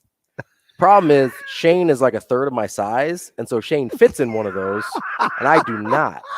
That's about right too. Like weight-wise, it's probably not that far off. Funny. So that's the problem. Is it is not a real comfortable ride for me. That's why. What? No leg room? That's why. No, it's the chairs. They're so I don't know. Man. You feel like you're like pressing the. Well, they're killing my back, dude. It's terrible. That's why I'm. I've got no kids, and I drive around with a third row SUV because I need a little room. Maybe adjust a lumbar. Plus, the what? I know how to adjust the thing in your back. Shane. Some of the seats are just not high quality. I don't know what to tell you. What's he talking about? Yeah, it's the thing in the back, the curve at the bottom of a chair that presses out to kind of give the back your bottom of your back. I didn't know. I didn't know all cars had that. I thought just the fancy ones. Well, I don't know. A lot of them have it now, but I don't know. We'll see. Anyway, back to the NFL preview. We gave our playoff teams. Mm-hmm. Time for some Super Bowl teams. I'm going to put your feet to the fire here because I know you don't want to give them. Who's in the AFC Champions? Let's do the AFC Championship game. Who's in your AFC Championship? I'm going another Bengals Chiefs matchup. Are you? Yeah. Those are the guys that I trust the most. Because at the end of the day, when I'm thinking about this exercise, I'm going through my playoff teams, right? So I've got 3 out of the AFCs: Bills, Jets, Dolphins. Josh Allen turns the ball over too much. Aaron Rodgers just doesn't do well in the playoffs. I don't know what else to say. His history is there. So I'm not trusting that. And I'm not trusting Tua to A, stay healthy, and to B, all of a sudden be that guy. Okay? I'm looking at the AFC North. I could see Lamar doing it. I could see Burrow doing it more. I trust Burrow more. And then you've got the Chiefs. And you know how many MVPs Lamar Jackson has won? Just the one. Do you know how many MVPs Burrow's won? It's going to be one after this year. But you trust Burrow more than Lamar Jackson? Absolutely. I trust Burrow more than everybody in the league not named Patrick Mahomes. Full stop. Okay. That's just where I'm at. Okay. We had this conversation. If I had to pick anybody non-Mahomes. But I was with you, right? Because I like both Burrow and Lawrence. Trevor Lawrence better than Justin Herbert. Yeah. And Josh Allen. For me, I like both of those guys better than Josh Allen. See, you know how we had that conversation about talent versus winners? Mm-hmm. See, Josh Allen and Herbert haven't won enough for me. And Josh Allen has been a turnover machine. Because Herbert is probably the best talent. Yes. I think Lawrence is close. No. The next closest to Herbert, the only two that are in their own deal are Allen and Herbert. Big, strong, fast guys, can make all the throws. See, I don't think Trevor is that far off. Physically, I don't think he is. Okay. I think talent-wise, he just doesn't look as sturdy. You're probably right that Allen and Herbert are the biggest physical freaks. I think Mahomes and... Well, we can't count him. I mean, so we'll take Mahomes out of this. Yeah. I think Trevor's right below that, but not by much. Burrow, talent-wise, is way down the list, but I trust him implicitly. So you're going with Bills, Chiefs? Bengals, Chiefs. Bengals, Chiefs? In the AFC Championship game. What's yours? I'm going Bills and Chiefs. Bills and Chiefs? I hate the Chiefs pick. I go with the guys I trust. I mean, I hate the Chiefs. I think they're going to be atrocious. I think they've without Jones, so they're going to have to figure that out. Well, but I do like their young secondary, and I do kind of like their young linebackers. I'm assuming that they get the Jones things figured out before it's too late. Who gets figured out first, Mike Evans or Chris Jones? Chris Jones. The Mike Evans thing seems. Yeah. Also, does it seem like Tampa Bay won a Super Bowl a couple years ago? Not really, but also Tampa, because I don't think they're going to be very good, has less incentive to get the Mike Evans thing done. Yeah. The Chiefs have a lot of incentive. Evans and Baker Mayfield. Yeah, I don't know that they've enjoying life in the locker room. Got real similar personalities. The Chiefs know they have to get the Jones deal done. Otherwise, they're in trouble. I don't love the Chiefs pick, but I just can't, in good faith, pick against Mahomes. Right, that's the thing. is he's too imposing of a guy in terms of They may get off to a slow start, though. They could. Without Kelsey. But if you look at that division, okay, neither of us trust Herbert. Do you know what I wanted to say, but it was too hard to do the math in the wild card round? What's that? I wanted to say Bills Bengals. And the AFC Championship. Yeah, so I mean, I could see it. But they both would be going in as wild cards. For you, because I don't have either one winning the division. For you, yes. I've got both winning the division. And I was like, statistically, Bills, Bengals could work for me because I both got them as division winners. That wouldn't work for you. So, I mean, it would take some things. All right, so who do you have winning out of Chiefs and Bills? I think your Super Bowl representative will be the Buffalo Bills. Okay. So you really are out on the Chiefs. I am. Okay. I just think they're tired. They might be. I mean, it's hard to sustain. It's not because I don't. I mean, because I was the guy week 4 last year. So I'm like, this is still the best. They're still the best team in the league. And I don't know if I feel like the Chiefs are the best team in the league. Interesting. They have the best. They have the best player. Yes, which covers up a lot of sins. Yeah. So your AFC representative Bills, mine is Bengals, NFC. By the way, does Kansas City replenish players like the Patriots? No, did? they've drafted well, and they kind of turned the roster over, but their mainstays are older. Mm-hmm. But they got a good young. They got some pieces I like. Mm-hmm. They got Kansas City has a lot of pieces I like. In the NFC, my championship game, and it's going to be a doozy. Yep. I'm going with the Philadelphia Eagles. Okay. And your San Francisco 49ers. Rematch. Yeah. Healthy quarterbacks. Quarterbacks this time, though. I know we were almost in lockstep on the NFC before. We're doing it again. I've got Niners, Eagles. They're the two best rosters in the NFC, I think, by far. Yeah. I mean, so who's your winner out of that one? Your Super Bowl will be the Buffalo Bills against the San Francisco 49ers. Let's go. I've got Niners, Bengals. Really? Niners. That would be fantastic. We're running. They've met in 2 other Super Bowls. I'll say we're running it back to the 80s. That would be sensational. Niners, Bengals, and this is gonna surprise you. I've got Joe Burrow and the Bengals win the whole deal. Does not surprise me because you love Joe Burrow. I love Joe Burrow. That dude's a winner. You talk about liking winners. That dude is the epitome of it. And because I think I'm going to take Shanahan in this one. Yeah. I think the 49ers win the Super Bowl. All right. There we go. I like that pick. But isn't the odds of both those games, both championship games, having all 4 of the same teams back in it? I mean, those odds have just got to be astronomical. Maybe. I mean, relative to the field. I mean, if you're feeling, but they're not going to be like great numbers because but if they're going against the field. I mean, who else are you picking in the NFC though? You think the Cowboys are making the NFC Championship? So I have a couple. If I have 2 teams that, if it breaks right, can play in the Super Bowl. If Dak takes care of the football, Dallas can be in the Super Bowl. And if the Jets' offensive line holds up, the Jets could be in the Super Bowl. I think Dallas is the only other team in the NFC that I think could be in the Super Bowl, though. It's not a big field for me. Yeah, it's either Dallas, Philadelphia, or San Francisco. Yeah, that's what I mean. All right, coming up next, we've got Avarie Howard from Hurrdat Sports right here on Benning and Lulla.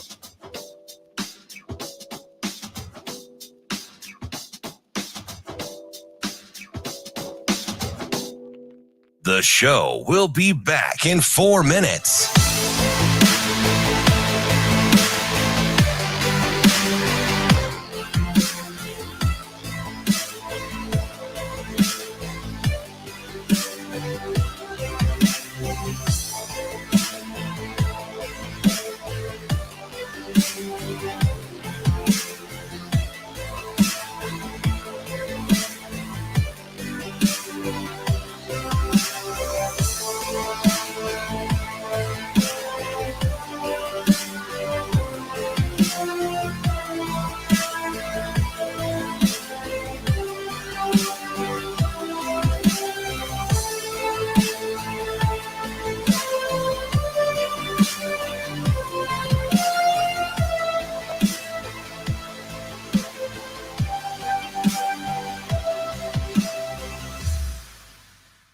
The show will be back in 3 minutes.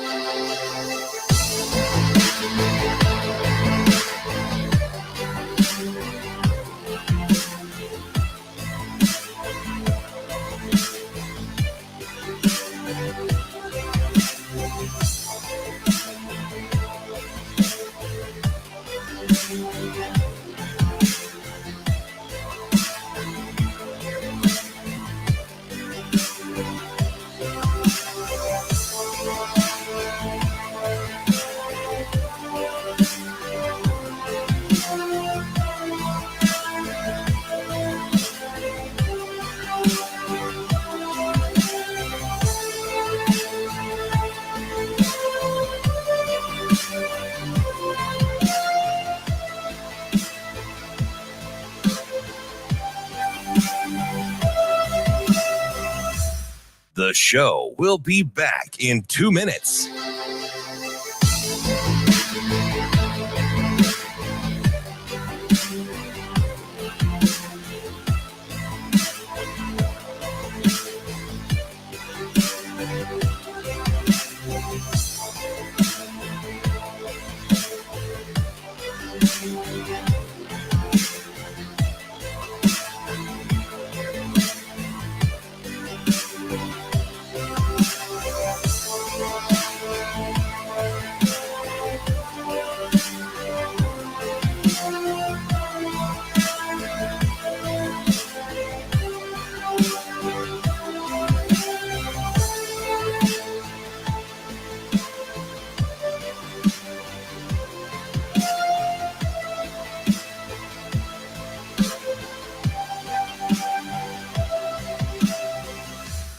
The show will be back in 1 minute.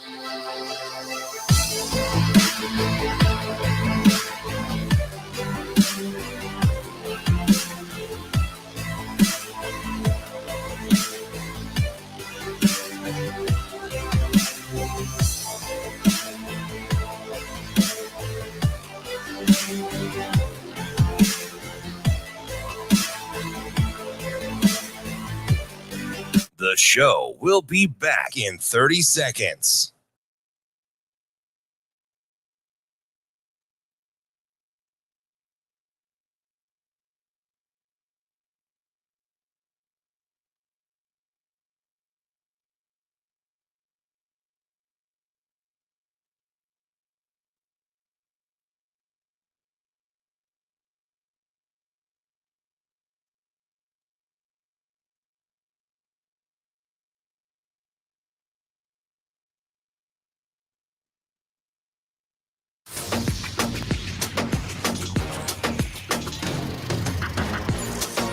Hurrdat Sports presents The Damon Benning Show with Ravi Lulla.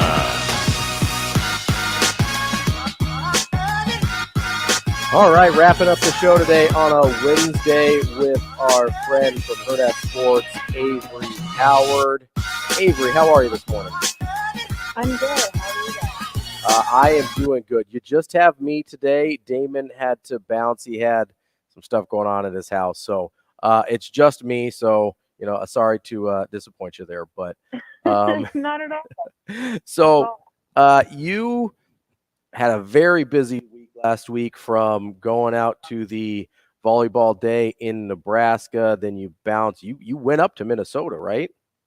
Yes. Then you bounced right up to Sure did. Minnesota next day, and obviously had a lot going on there. So between those events, kind of what was a moment that kind of stood out for you? I assume it's going to be from volleyball day, because that went a little better than the Minnesota game did, if we're being honest.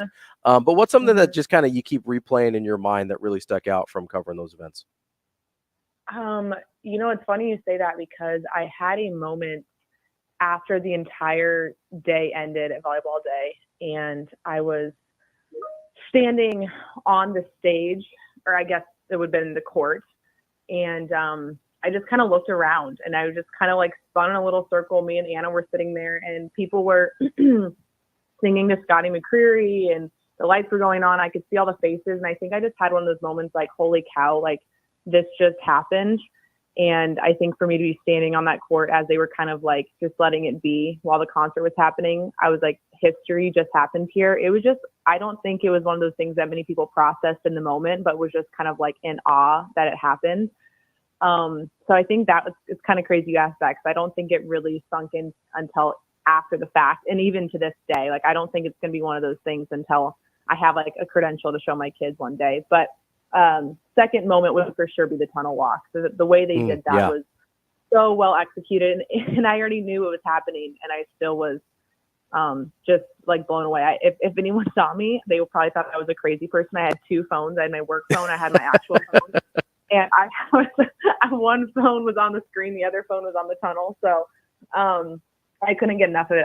I've watched it a million times over. I just watching those girls' faces.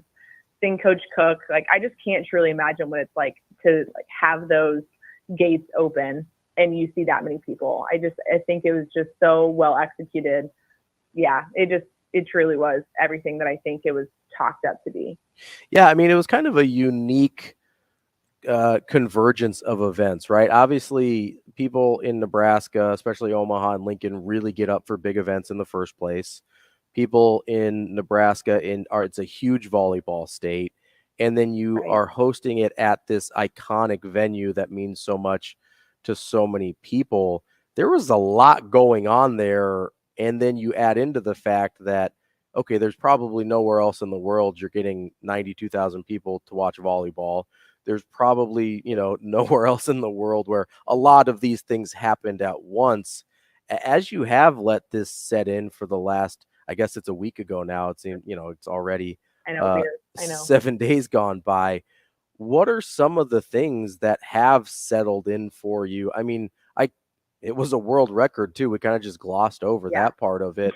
Just that small tiny detail. Right. Yeah. No big deal. Just the most people that have ever watched a women's sporting events in the history of ever.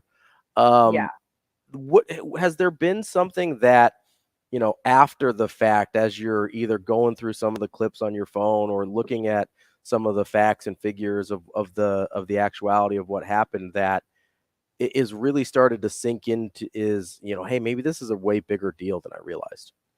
Yeah. It's crazy because growing up in the Husker fan culture, I feel like we always think that people are talking about Nebraska. Right. And I think maybe that's just us living in our little bubble in the Midwest. But I think it was crazy to truly, truly see that, like, when I was done with the event, the only thing that was on social media on every single platform, there was nothing else happening in the sports world. Like every single scroll was this. And then beyond that, it wasn't just that day, it was the following days, and seeing how many sports anchors and shows and news anchors that were talking about it. And then beyond that, seeing athletes like Alex Morgan quote tweeting it. So just all of these huge eyes that were on this event, and they've played on the biggest stages, right? Like Alex Morgan's played in the Olympics and the World Cup and all of these things. She's won at the highest level, and this is catching her attention, and she knows the gravity of this. And so I think realizing that we happen to be at the event that all these people are talking about and seeing it with our own eyes, they got to watch it on the screen. I think that's been the part for me personally that I'm like, holy cow, like, you truly understand the power of this. But then to really see, I think, the gravity of just icons in the sports world. I mean, just the people that were there, even like Carrie Walsh Jennings was there. Like, how cool is that? Like, she was front row. I just think that's just awesome. Like, people were really, truly recognizing that this wasn't just like this, we're going to try and strive for this record. Like, no, this is much bigger than this. And I do have a ton of pictures and videos of little girls in the front row and walking into games with their families. And so I think that is like the biggest second impact for me, is seeing that firsthand with my eyes, how many little girls were having the time of their life, and getting to talk to players afterwards. They were like, we just set like a standard for all these little girls that this isn't impossible. Like, they can actually do this. So the messaging behind all of it just truly made it even better than what it was expected to be.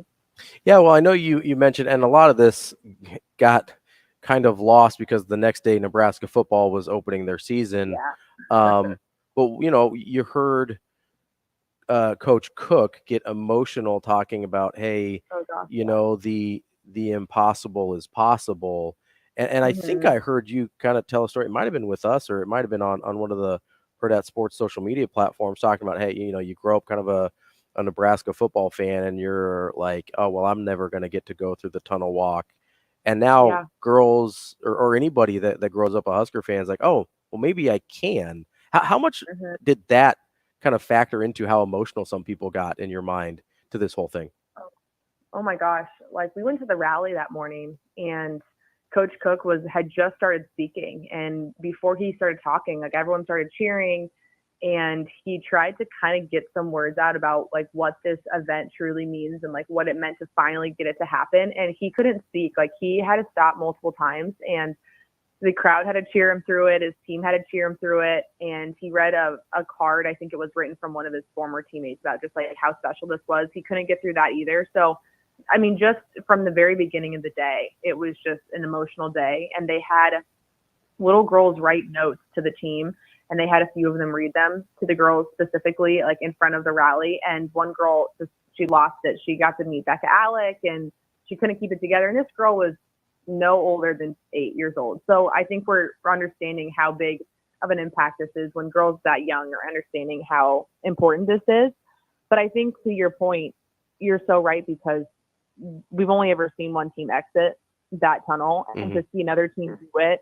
And obviously this is, a crazy situation. This is not how all games are played, and this is still Nebraska football's tunnel. That's how they enter every game. But I think it's at least the idea that certain circumstances have been pushed, and there will be things now created for women's sports to make these venues and these games just as special and as important as they should be celebrated.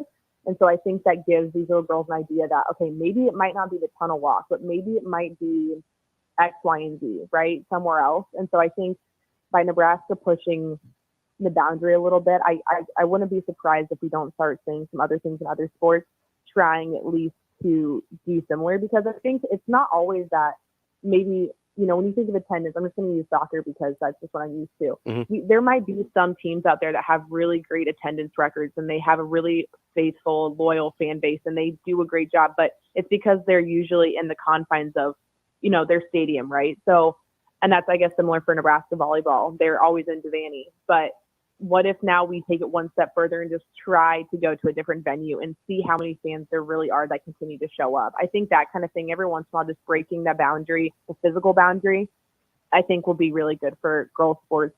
And I think we obviously saw that, what testing it looks like. And maybe sometimes we do limit ourselves, thinking, well, maybe people won't show up. We're just used to this many numbers. But I think when you try, look what's happened. Yeah, I mean, not to get too philosophical on you here, but the tunnel walk is kind of a, it's a symbol for all the things that we thought were unattainable, right? And 100%.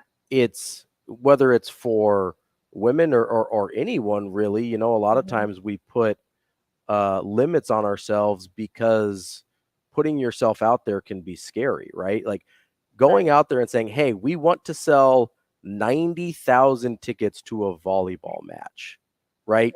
That almost quintuples the standing record, right? Like in terms of a college volleyball match. To put that out there in the first place is kind of a scary thing, but it's one of those things where if you don't put yourself out there and say, hey, this is what I want, then you can't achieve it. And that's maybe as important of a lesson from this as anything is you have to go for the things you want. The thing that I think is really cool too, and I know it doesn't count necessarily because the first game was an exhibition, but Anna and I were talking about this after the fact, that technically, if we're looking at attendance records, Wayne State and Kearney would hold the second one because of the attendance that did show up in that football stadium. Awesome. For their game, and then the overflow that was coming for the next game, but they were still there. Everyone was cheering. And so I was like, it's kind of cool to keep it in the family a little bit, right? Like, it's all in the state of Nebraska. And I don't know, maybe not everyone would count it, but I think the state of Nebraska would like to count that. And I think it's pretty cool that school got that exposure and recognition that those schools deserve as well. For sure. Avery, I appreciate the conversation. I promise next week we'll get to Nebraska football, but I'm really glad we were able to talk about that with you here today, and we'll talk to you again next week. Absolutely. Thank you. That's Averie Howard of Hurrdat Sports, and that's all for Benning and Lulla here today. We will be back tomorrow as we kick off the NFL season and get closer to Nebraska versus Colorado here on Hurrdat Sports Radio.